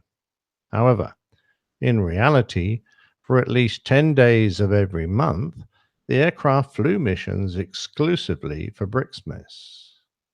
Of course, it would have been possible for every flight to have been a reconnaissance trip, but it was common for there to be watchers around the airfield, and on occasions the little Chippy was intercepted by Soviet Mi-24 Hind attack helicopters. Had one been forced to land in East Germany and their photographic equipment found, the game would have been up. So those involved took it all very seriously, particularly since the whole thing was classified top secret, and there was a great deal of effort put into concealing the purpose of the flights. When a Brixmis flight was undertaken, an ordinary staff car brought the personnel to Gatow, and they didn't wear their usual identification flashes on their uniform. The camera equipment was hidden, and the aircraft manned while it was still in the hangar to avoid prying eyes. The pilot occupied the rear seat, whilst the photographer sat in the front, usually with a pair of handheld cameras. One was equipped with a medium focal length lens and the other a long lens, such as a 500 or 1000 millimeter lens for close-up work. I speak from experience when I say just how cramped it must have been to cope with two cameras within the confines of that small cockpit. But despite the lack of space and the vibration, the crews did a marvelous job. Another difficulty came with the bitter German winters when, despite wearing several layers of cold weather flying gear, the low temperatures made frostbite a real possibility. The Soviet forces, on occasion, took exception to being overflown and fired at the little chipmunk. Fortunately, none were brought down, but on at least two occasions, bullet holes were discovered in the aircraft's spinner. And on one of these events, whilst photographing a Soviet BMP armored personnel carrier, a soldier can actually be seen in a picture firing at the aircraft, something that would have undoubtedly sent shivers down the back when the film was developed. Of course, flying a single-engined aircraft far over East Germany had its risks, and had the trusty gypsy major ever let them down, during a forced landing, the crew were briefed to pack everything, cameras, notebooks, exposed film and the like, into a special green bag they carried and drop it into a lake. If no suitable body of water magically appeared, then after landing, they were to open the fuel tank drain cocks under the wings and set the aircraft on fire, using the survival mini flares they carried. Despite their best efforts, navigation just using map and compass wasn't always accurate, and on occasions the crews did get a bit lost, but there were rarely complaints, which perhaps gave credence to the thought that nobody would be stupid enough to use a chippy as a spy plane. However, on one occasion during a foray near a sensitive installation by Kegel, two attack helicopters attempted to force a Brixmis mission down, and the aircraft only escaped by flying between the approaching Hinds on a knife edge. The Soviets had a reputation for buzzing Western aircraft that were using the corridors. And in one case, a Soviet Yak-3 fighter collided with a British European Airways Vickers Viking. During the preceding days before the incident, both British and American aircraft had been subject to close passes by Soviet military airplanes, but on this day, the Russian pilot was approaching the Viking from behind. The BEA pilot was in a left turn just prior to starting its approach to Gatow when the Yak-3 dived beneath it and pulled up, clipping the Viking's left wing and tearing it off. The crippled airliner spiraled down, crashing into the Soviet sector, whilst the Yak crashed near a farmhouse in the British sector. All occupants of both aircraft were killed on impact.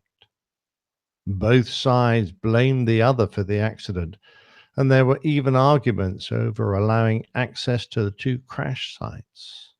Allied investigators later concluded that the collision was caused by the action of the Yak fighter, which was in disregard of the accepted rules of flying.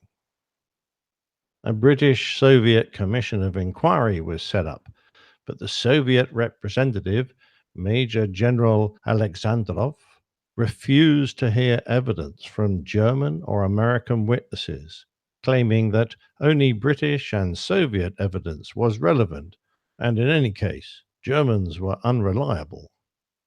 So, despite the slightly ridiculous situation of flying operational missions in a little two-seat, single-engine, completely unmodified, prop-driven trainer, the Brixmis spy missions were undertaken with deadly seriousness, particularly since a navigational error might result in them being shot down. Since many of the intelligence targets were some distance from Gatow and well to the east of East Berlin, the Soviets were not at all happy with these aircraft flying overhead. One of the reasons being that the British were not the only Allied power collecting intelligence from the air. Both the French from Tegel and the Americans from Tempelhof were also flying in the BCZ, but Brixmis was the only Allied mission that actually had complete control of its own operation, carrying out both the flying and the photography. In the strict terms of the agreement between the forces involved, flights in these areas were only supposed to be for the reinforcement of the garrison and had to originate in West Germany.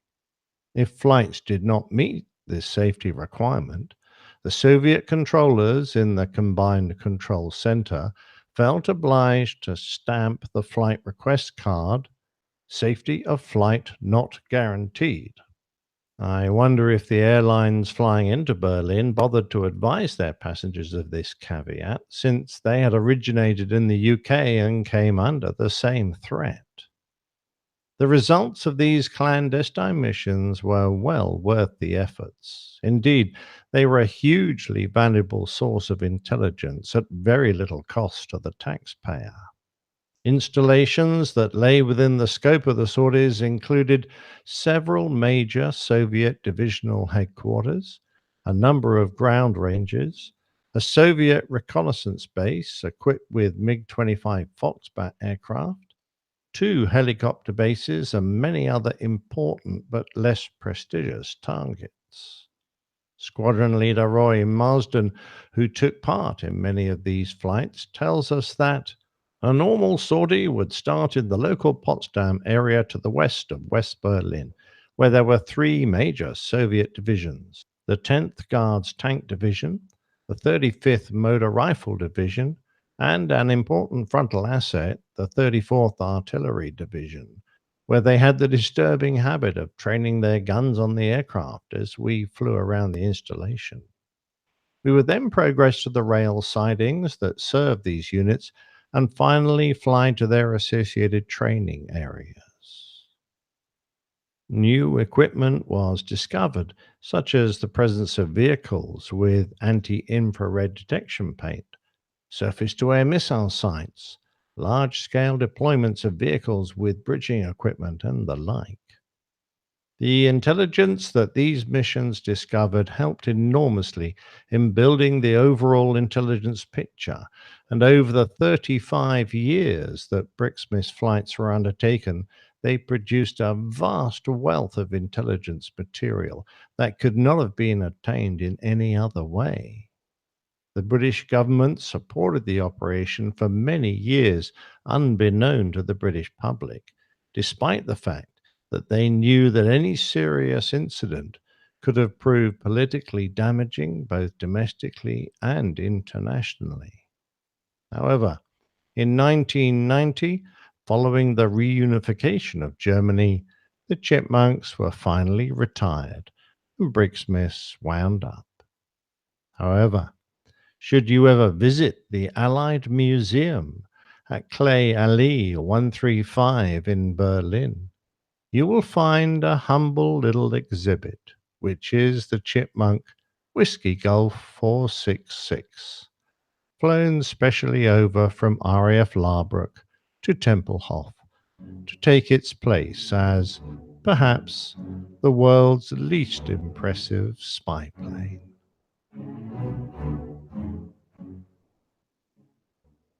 Oh, come on. I don't think it was the least. Well, maybe it was the least impressive. I've flown it, Jeff. It is definitely. I was going to say, do you have any of that in your any time in that airplane in your logbook? Oh, I had plenty when I was an air cadet, and then but when I joined the Air Force, we did a short assessment course based and flew the Chipmunk. Yeah, so yeah, a few times. Excellent. What a great airplane! Well, yes, seriously, it was a great. I mean, for what it was designed to do. You know, it wasn't designed to be a spy plane for sure, but no, it certainly wasn't. No, and in fact, you know, they it's very aerobatic, and some super Chipmunks were built. I think they're basically modified Chipmunks with bigger engines, and they performed very well. But it was a good old workhorse of a trainer, the Chipmunk, and to teach pilots on, brilliant. I think there's nothing better than a tail dragger to teach you handling skills, delicacy of control movements, and a lot of the exactly right. A lot of the various pitfalls that can occur. I think it's a great way to start your flying career. Why are there 4 of them? 4 of what? You. They're my alter egos. My word. Dana, cut down on the bourbon. All right. I'm drinking water right now, actually. Oh, okay. This is my water. He's getting DTs. I've only had one bourbon. I'm just trying we only see one. 4 of you. We only see one, Nick. So that's what I'm saying. You're so full of malarkey. All right. Thanks again for the great work with the plane tales, Nick. Always interesting. And thanks very much. Great story. I love that one. I like the beaver too. Yeah, we all do. The airplane. Of course. Number 6. I like the beaver that's not the airplane. The little animal that chews trees. Oh, yeah. That makes dams with their... Yeah, that's the one. Yeah, I like that one. Yes. Okay. Number 6. Sean, pilot shortage. Where have all the CFIs gone? He says the pilot shortage is here and now, so much that the airlines are poaching the CFIs, which begs the question, who will train pilots if the CFIs are all sucked up by the airlines? The answer, one word, robots. Yeah, it'll be computer-based training. I don't like that idea much at all. No. So the story starts off, airlines' insatiable demand for pilots threatens to sabotage flight school's ability to train new ones. Carriers are raising wages and hoarding every available pilot, including the instructors schools rely on to teach incoming students. And the article goes on to talk about the problem, the fact that many of these certified flight instructors are now leaving because the whole point of them being CFIs, for most of them anyway, is to get the experience, the hours necessary to move on and get to the job that captains Nick, Dana, and I do. And you know, I can hardly blame them, but I do sympathize with the flight schools, and they're thinking, what are we going to do here? Well, hang on a minute. The guys still and girls still require 1,000 or 1,500 hours to move on. So you've got them for that length of time. which can be not a very long period of time in some places. Sure, but I mean, that's, Not at all. you know, in the Air Force, we used to take students who got to about halfway through their training, basically got their wings at the end of the advanced jet training. Then they would be creamed off and sent back to do a flying instructor's course. And then Creamed off? Yeah, we call them creamers. They were like, the cream rises to the top of the milk. I don't know where you're going, Dana. Well, that's where he's been all night is where he's going. That's where the phrase came from. So the family show, ladies and gentlemen, family show. Creamers were sent back into the training system to become instructors. So they'd only got halfway through their training. They spent 3 years as an instructor, and then they moved on to where they wanted to go on the front line. Now, I see this being as a similar sort of thing, and certainly these guys that we had as creamy instructors were great. They were very good. All right. So what I want to highlight is in this article that Nick was, I'm sorry, I'm on the wrong line. I was pointing to the right one. Sean was very nice to point out is that this actually was by a instructor or the head of the department at my former school, Bridgewater. 18 years, and that's kind of scary because 18 years, and I don't even know the guy that's head of the department. So I've been gone that long. So, anyways, my point is here we go with a very vicious cycle that we're in, and that is that it's becoming more expensive to learn to fly because you haven't paid flight instructors more money. You're having to try to retain, if I can say the word right, retain instructors, but it's impossible to retain them because when you're comparing the long term, and that's what they go on to talk about in the article, is if you compare it to what the benefits and rewards are for long term rewards in the airline business as a professional pilot, you can't compare.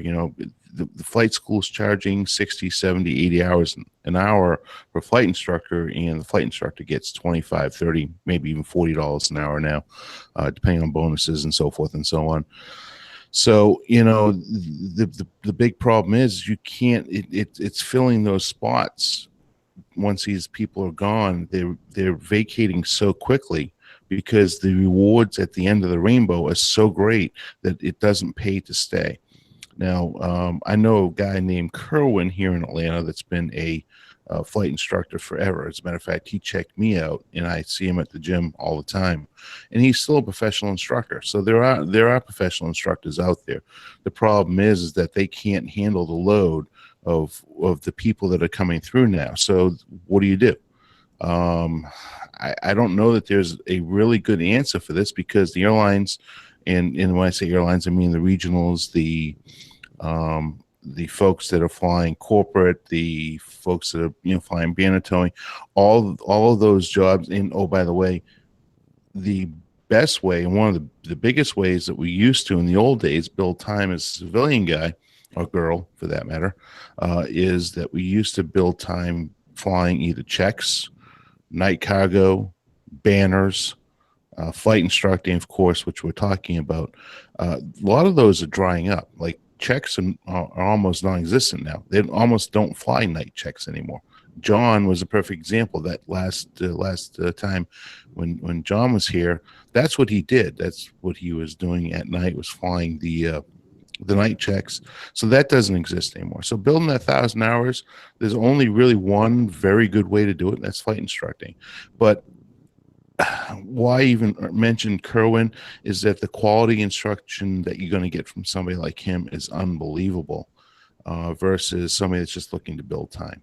So if you're able to get to that rank and build your time and get to a CFI level, most of the people are just interested in moving on to the airline business. And I don't know that there's an easy answer for this one. I really don't. I mean, I'm still a flight instructor. So if there was a non-compete or non-FAA requirement that I was not flying so many hours a month, could I fly part-time and be a part-time flight instructor? Certainly. Do I have the experience to do it? Absolutely. Am I going to do it? not for the amount of money that they would pay me for the risk that I had to put to my career. Just the same reason why when it came time for me to think about becoming a scuba diver instructor, the liability alone for me to make $120 per student just wouldn't pay off over my career if I got bent trying to chase a student that was going to the top of the surface of the water. So it's the same type of scenario. I'm certainly not going to put my career at risk to train new students coming through. Now, when I retire from being a pilot, all right, let me rephrase that. When I retire from being an airline pilot, could I possibly go back and become a flight instructor? I probably will, because I'm going to keep my status up throughout my entire career. Didn't spend all that time, effort, and money to become a flight instructor and to let it just lapse. So, and then I can go ahead and, just like on this show, share some of my experience and help the next generation. But it's going to be a while before I get there. And I don't know what the status will be once I get there in another 18 years. So, that's just my personal perspective. I don't know the answer to the solution to the answer, or the answer to the solution, however you want me to say it. It's a tough one because just people looking to move up in the supply of available pilots is becoming very rapidly depleted in the industry, period. And, a famous organization, International Aviation Organization, I'm not going to use their letters, but they're representative of a lot of airline pilots. They believe it's an issue of pay, and I do not agree with them at all. I think it's an issue of the fact that people are just not available anymore, and the supply lines are drying up. And if there's not a very rapid solution that comes about, I think we're going to lose most of our flight instructors, and thus we're not going to be able to train most of our student pilots that are coming through. And we were talking about earlier with the folks that want to deport the Chinese students. Well, where do you think most of the airlines in this world send their students to learn?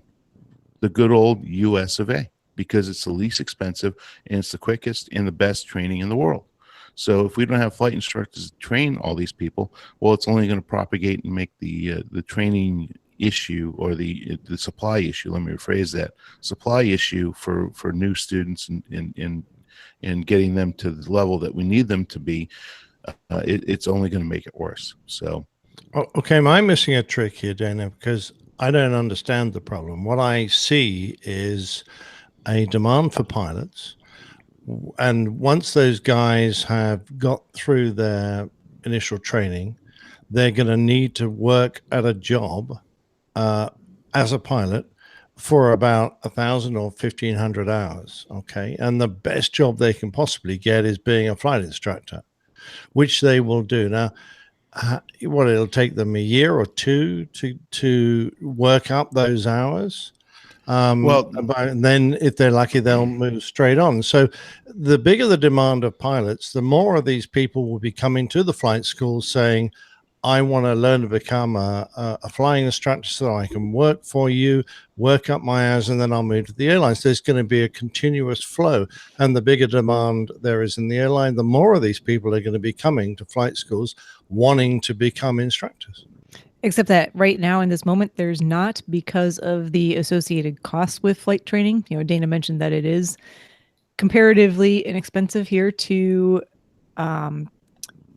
get your flight training and go through your ratings, but it's still expensive. And I think that's seen by a lot of young folks who might otherwise want to get into this industry as a potential barrier. And I think that's something that stops as many people as used to do it from doing it now. So you have the demand, but you don't have the same supply as what you had maybe 20, 25 years ago. Well, we're talking about the cost here of becoming a flight instructor, are we? No, just private pilot, commercial instrument rated pilot. But it's not like the cost of doing an approved course, which is over £100,000, $150,000. Yeah, we're talking about at any kind of in any scenario or any flight school setup. So Part 61, Part 141. 141. Thank you. I think across the board you see those problems right now, at least here. Yeah, and part of the chokehold right now, Nick, and if in Sean's article they put out there is that the director of aviation department over there at the Bridgewater University, which is Bridgewater State University, what did they rename it? It used to be Bridgewater State College. Bridgewater State University, I think is what they call it. They're having to limit the amount of students that they can bring into the program because they just don't have the instructors to teach them. So it's a vicious circle that we're getting into. You see my point. The more students they get through, the more potential instructors they have at the end of their training.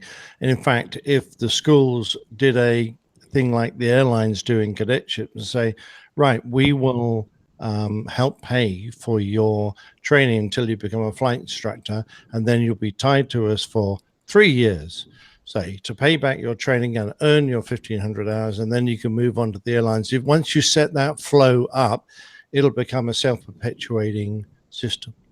Yeah, but Dr. Steph hit it right on the head. The cost is astronomical.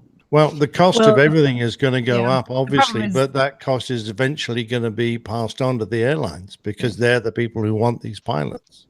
But the problem is right now those systems aren't generally in place. I think there are a few schools who have that type of setup where, I mean, it's, earn your ratings here and we'll guarantee you a job as a flight instructor. But I don't think that always gets everyone all the way through their 1,500 hours. And there's different types of flying that people can leave to go do besides flight instructing. So even though the vast majority do flight instructing, there's still, like Dana said, just at this moment in time, and perhaps it'll change with some of the stuff you're talking about, Nick, because I think that stuff will come into play if it gets to that point. But right now there's this bottleneck. So well, and not only that, you hit the head on you hit the nail on the head, and that is that they're not only going to flight instructor, but there are other jobs. Like I've got my buddy who couldn't get into the airline business. Well, he was in the airline business, but the opportunity just wasn't there for him to go further into the majors because he didn't have a college degree. So he's now flying as a director of the corporate flying department, and they're bringing on guys that have commercial licenses, which is 250 hours. So they're starting the corporate world is starting to come after the low time pilots because they don't, they're Part 91 or Part 135. They're not required to have the 1,500 hours to get the ATP. So they are starting to take because they can't find qualified or higher end qualified pilots. So basically they're getting them in the seat, giving them a type ride, and all they do is move the gear handle, obviously, and work the radios, but until they build the experience. But still, there are other avenues in which people are pursuing to build that time to get to the airline or the corporate world, and some of them leave the airline business to go to the corporate world. So it is in a perfect world, in an absolutely perfect world, we would have no problem recruiting and putting flight instructors into positions, but that's really just not the case anymore. And there are a lot of people just don't even come down this career path. And the Air Force is a perfect example. I mean, really, they have to go out and recruit people. I mean, it forever it used to be, okay, sign me up. That's the way I build my time. That's how I become a pilot. That's how I get to that proverbial end of the rainbow so I can get that airline job. I go fly in the Air Force for a couple of years. 4 years used to be the commitment. Now it's 10 or more. I don't know what it is currently, but I know it's 10 or more is your commitment. So getting to that avenue is much more difficult, and it just seems as though this generation's just not wanting to step up and go into these roles. Well, the way I see it is that there is such a demand for air travel that there will be increases in pilot pay, remuneration, benefits, and it will filter down because you've got to have pilots. And if someone in the industry recognizes a bottleneck, they will just start throwing money at it because the airlines cannot afford not to have pilots because they're there to make money. And if they see an investment of several million into flying schools to generate their pilots, that's what will happen. Now, at the moment, we're suffering the classic lag in the system. It's a sinusoidal wave, the demand pilot shortage things, and we're on an upslope, but it has inertia. It's going to take a while for the system to get back to when it was when I was just before I was looking for a job, when there were lots of state-sponsored flying schools around, and people could walk off the street and become an airline pilot just having passed an aptitude test, and people paid for them to do all their training, and will eventually end up there. But it's the lag in the system means in the meantime, there's going to be a bit of a shortage. Once that shortage is truly realized, then people will just start throwing money out. That's what I firmly believe. I don't actually think it will be a long-term problem. Well, and I agree with you 100%, because if you take a look at a lot of the European airlines and a lot of the Asian airlines, and even to a certain extent the Middle Eastern airlines, they're starting to send, and they have been, like Lufthansa, I think, is one of them. I know a couple of the Asian airlines send their students over here to the States and do a full ab initio program. In other words, they interview the pilot or the potential pilot and take them from zero to hero, right? Now, the regional airlines here in the United States, from what I understand and what I've heard, are starting to do the same thing, because the supply line is just not there. So they're having to do exactly what you're talking about. They're having to do the ab initio, interview somebody, have them sign a contract, and have them go all the way through from zero time right up to airline captain. So I see that there's hope here, and I think we agree upon the same outcome. I'm just concerned about the lack of availability of flight instructors, and I hope that can turn around. The bottom line is there's going to have to be a solution. I agree that the airlines are going to have to just suck it up, and they're just going to have to start subsidizing or outright paying for all of the training for all of the potential pilots to replace those of us who are flying now. And it could be ab initio, it could be a combination of that, and also bumping up pay and benefits for the CFIs out there going through the more traditional, Part 61, Part 141 schools. But it's all about the money and who's going to pay it. And I think the bottom line, and I think, Nick, you touched on that, I think we all did, the airlines are going to have, because bottom line is they need the pilots. They got to get them somehow, and they're going to do it by just paying for it eventually. So, it is, you can see how difficult a solution it is. And you heard from all of us here expressing our concern and our thoughts regarding this shortage. And it's not an easy, this is your solution right here. Just take this piece of paper and now you're all fixed. It's not going to happen like that. No, and certainly absolutely. And certainly that's, we can close the subject on that and just close it and leave it alone at this point, because there's really nothing that you and I or Nick or any of us on the panel is going to be able to do to solve it. It's just going to be an ongoing crisis that I think the airlines all need to address. So I agree with that. And the problem is, and going back to your statement about the Airline Pilots Association and the fact that they kind of emphasize the problem is not a lack of people to do this job, it's the fact that the pay is not where it should be and the benefits aren't. And I think what the point they're trying to make is, and I think that it's a synergistic thing, that the reason why we don't have, one of the reasons, a big reason why we don't have people out there with the qualifications to do this job or motivation to do it, is because for so many years the airlines deprecated our jobs, our pay, our benefits, and they got away with it for some time. But nobody could see into that crystal ball and see what the problem that they were creating was. That here we are now, nobody has any interest in doing this job because I can do something else with my career and make more money. And it may not be as cool a job as flying airplanes around, but heck, I'm going to have a nice living. I'm going to be able to support my family. I'm going to be home every night. Not everybody, but you know what I'm saying. So why would I want to, spend a lot of money, risking the fact that I may not make it through, spend a lot of money on a job where, yeah, it's cool flying airplanes, but I'm away from my family a lot. And, there's some things that we put up with because we love flying so much that a lot of people are saying, it's not worth it. Not until they start paying some good money and good benefits for us to do this. And I think that, as Nick pointed out, we're in that lag period now where they're going, maybe we shot ourselves in the foot. Now we need to catch up. And until they catch up, we're going to be in this situation. Yep. Yeah, I mean, it's very well said. You really can't follow up on that other than that.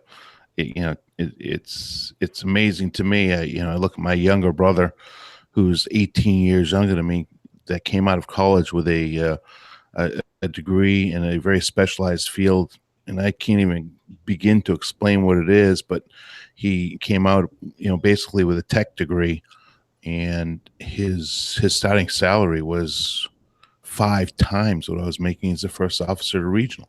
So yeah, there's a reason why people don't want to do it, and I agree with you. And not that they use their name, ALPA. We can use their name.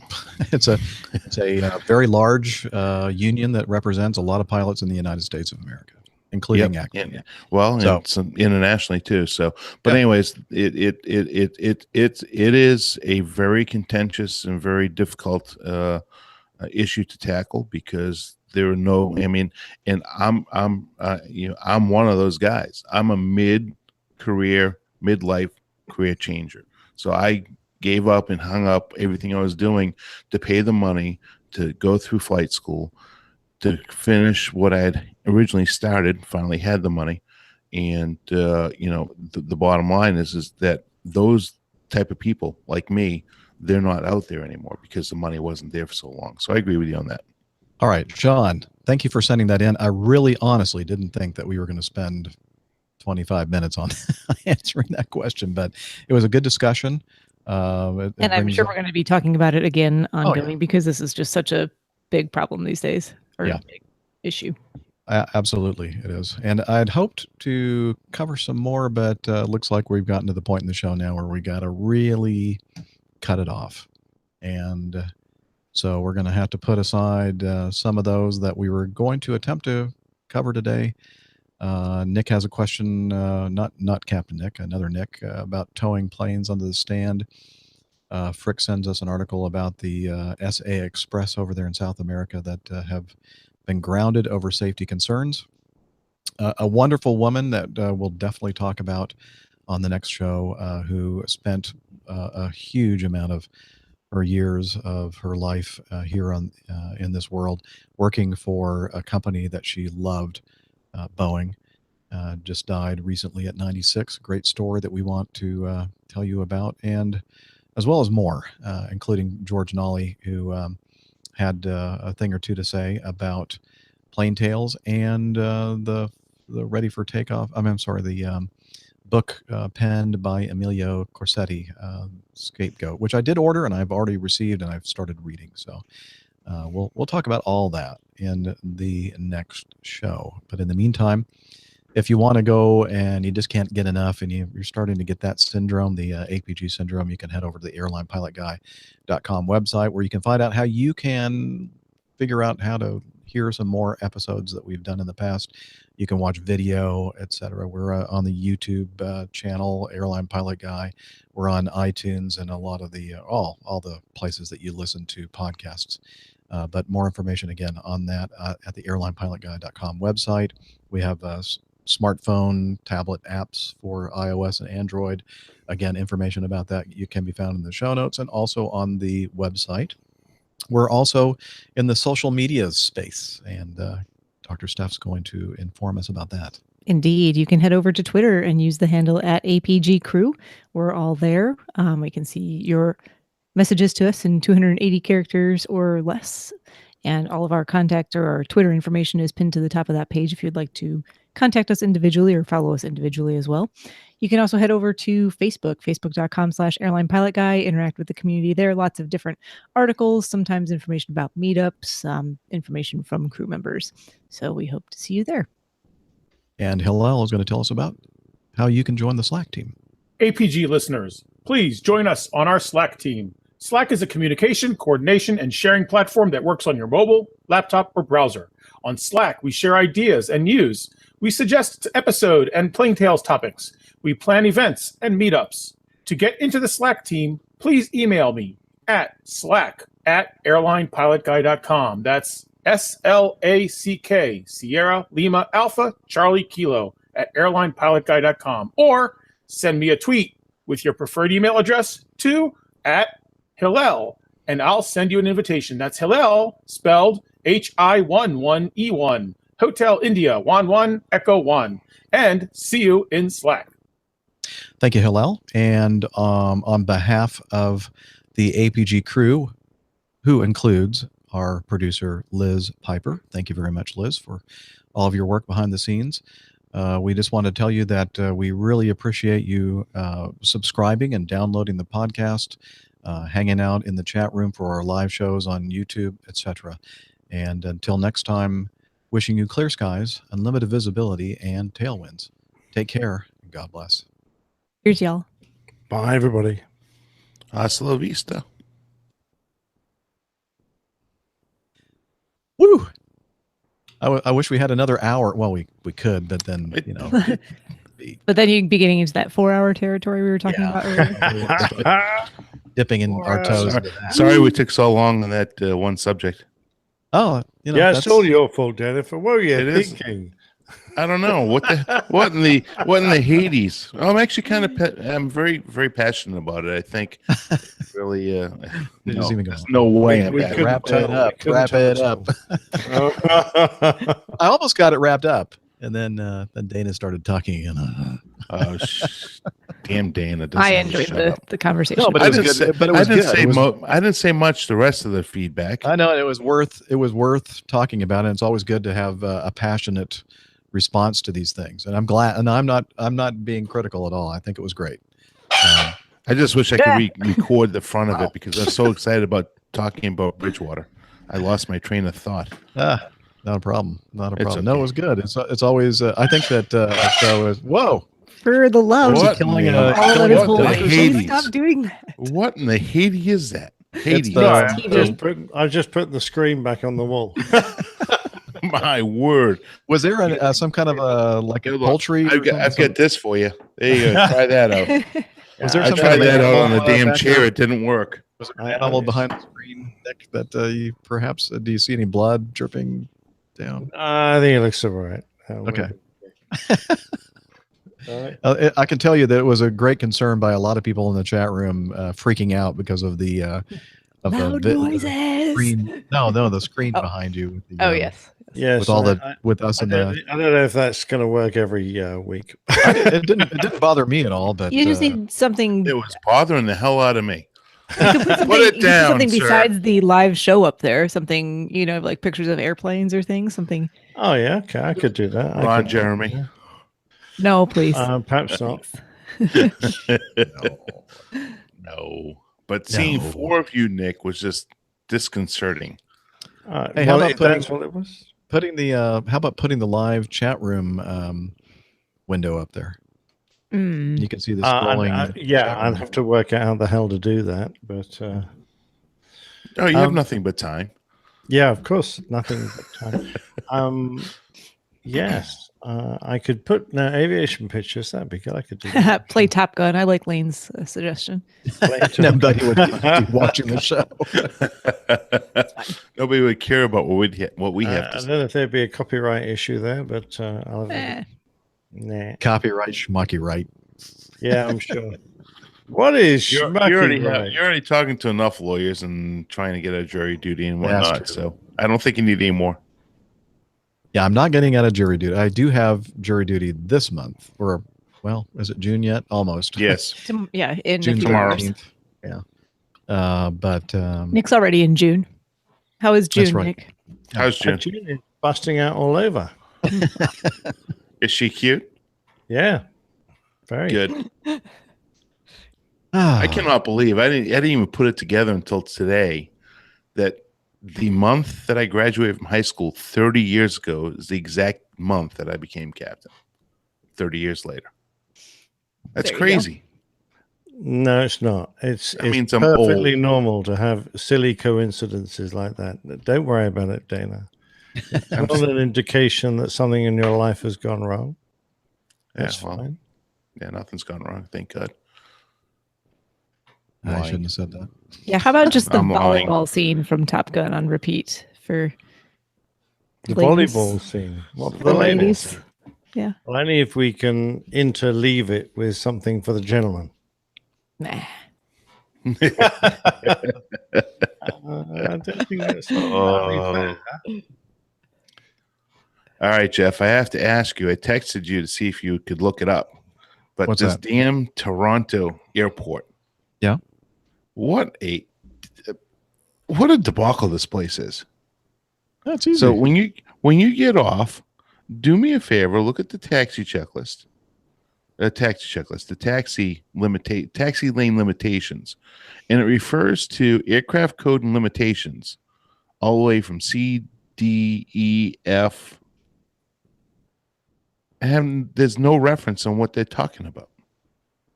So when you get off, we have a not a very big wingspan, so I don't think there are any restrictions. No, actually, for where we park, there is a limitation. Oh, is there? 118 feet. Okay, I mean but we're under it. I'm saying we're not limited to anywhere on that airport, as far as I know. 'Cause we're 107 inches. Right, but if I go on taxiway 1A or 1C, no, 1C to Bravo 7D, it's -8 400 only. Well, don't use that one then. Yeah, no kidding. Yeah, that says max wingspan 93 feet. So don't use that one. They're not going to tell you to use that route. Is that like just a little strip by that one gate, A1A? No, it's nice beaver. Thank going you. over there to buy. Thank It you. just had its stuff. Bravo 8, code C. I mean, it's just whatever. They put no reference in the damn pages. Just do what I do. Don't look at that stuff. Just go in. Just go. You're not on OE. You're not on OE. And why do I hear a duck in the background? I don't know. He's killing another one. Oh, we're looking at the How's POS that? Airbus. Yes, that's very nice. How's that? Is that better? There you go. Is You that do need back to of get your head, Oh, Nick? yeah. some You lubricant can on see, I've got a bald spot, can't you? Yeah. Let's run it back to the beginning. Nice. All right. So, anyways, yeah, I'll figure it out, I guess. All these questions on OE going to Toronto, speed limit for It's taxi, been and a have long to worry time about. since I've been in Toronto. Yeah, me too. Like four more years. So I've never been there. Oh, have I? No, I don't think I've ever been there. No, that's a lie. It's probably the last 2 years. 2 years ago in the summertime is when I was there one time. Hi, Liz. I'm Why is sure she not here Toronto yet? is a lovely place. Oh, because we're still live. Yeah, she won't come on live. Okay, well, with that, because I need to go and eat dinner, pack, and get ready for my trip tomorrow. So thank you, everybody in the chat room, for hanging out with us today. Do appreciate it. Yeah, And, absolutely brilliant. Bye. Yeah. hope you have a great week. And next week, who knows? We'll do it sometime. Maybe. Next week. You reckon? Do we have to do it again? Haven't we so. done One it? more time. We need to get to the 400 so we can have barbecue at your house, Nick. I thought you were only if you bring the green egg. Yeah, all right, I'll pay the freight on it. Yeah, well, perhaps it's easier if we go to Atlanta. Yeah. Okay. I can host it here again or on the lake for that matter. Okay. On the lake, that sounds good. All right. Well, thanks, everybody. We're going to turn this off. Just a green egg float. Bye.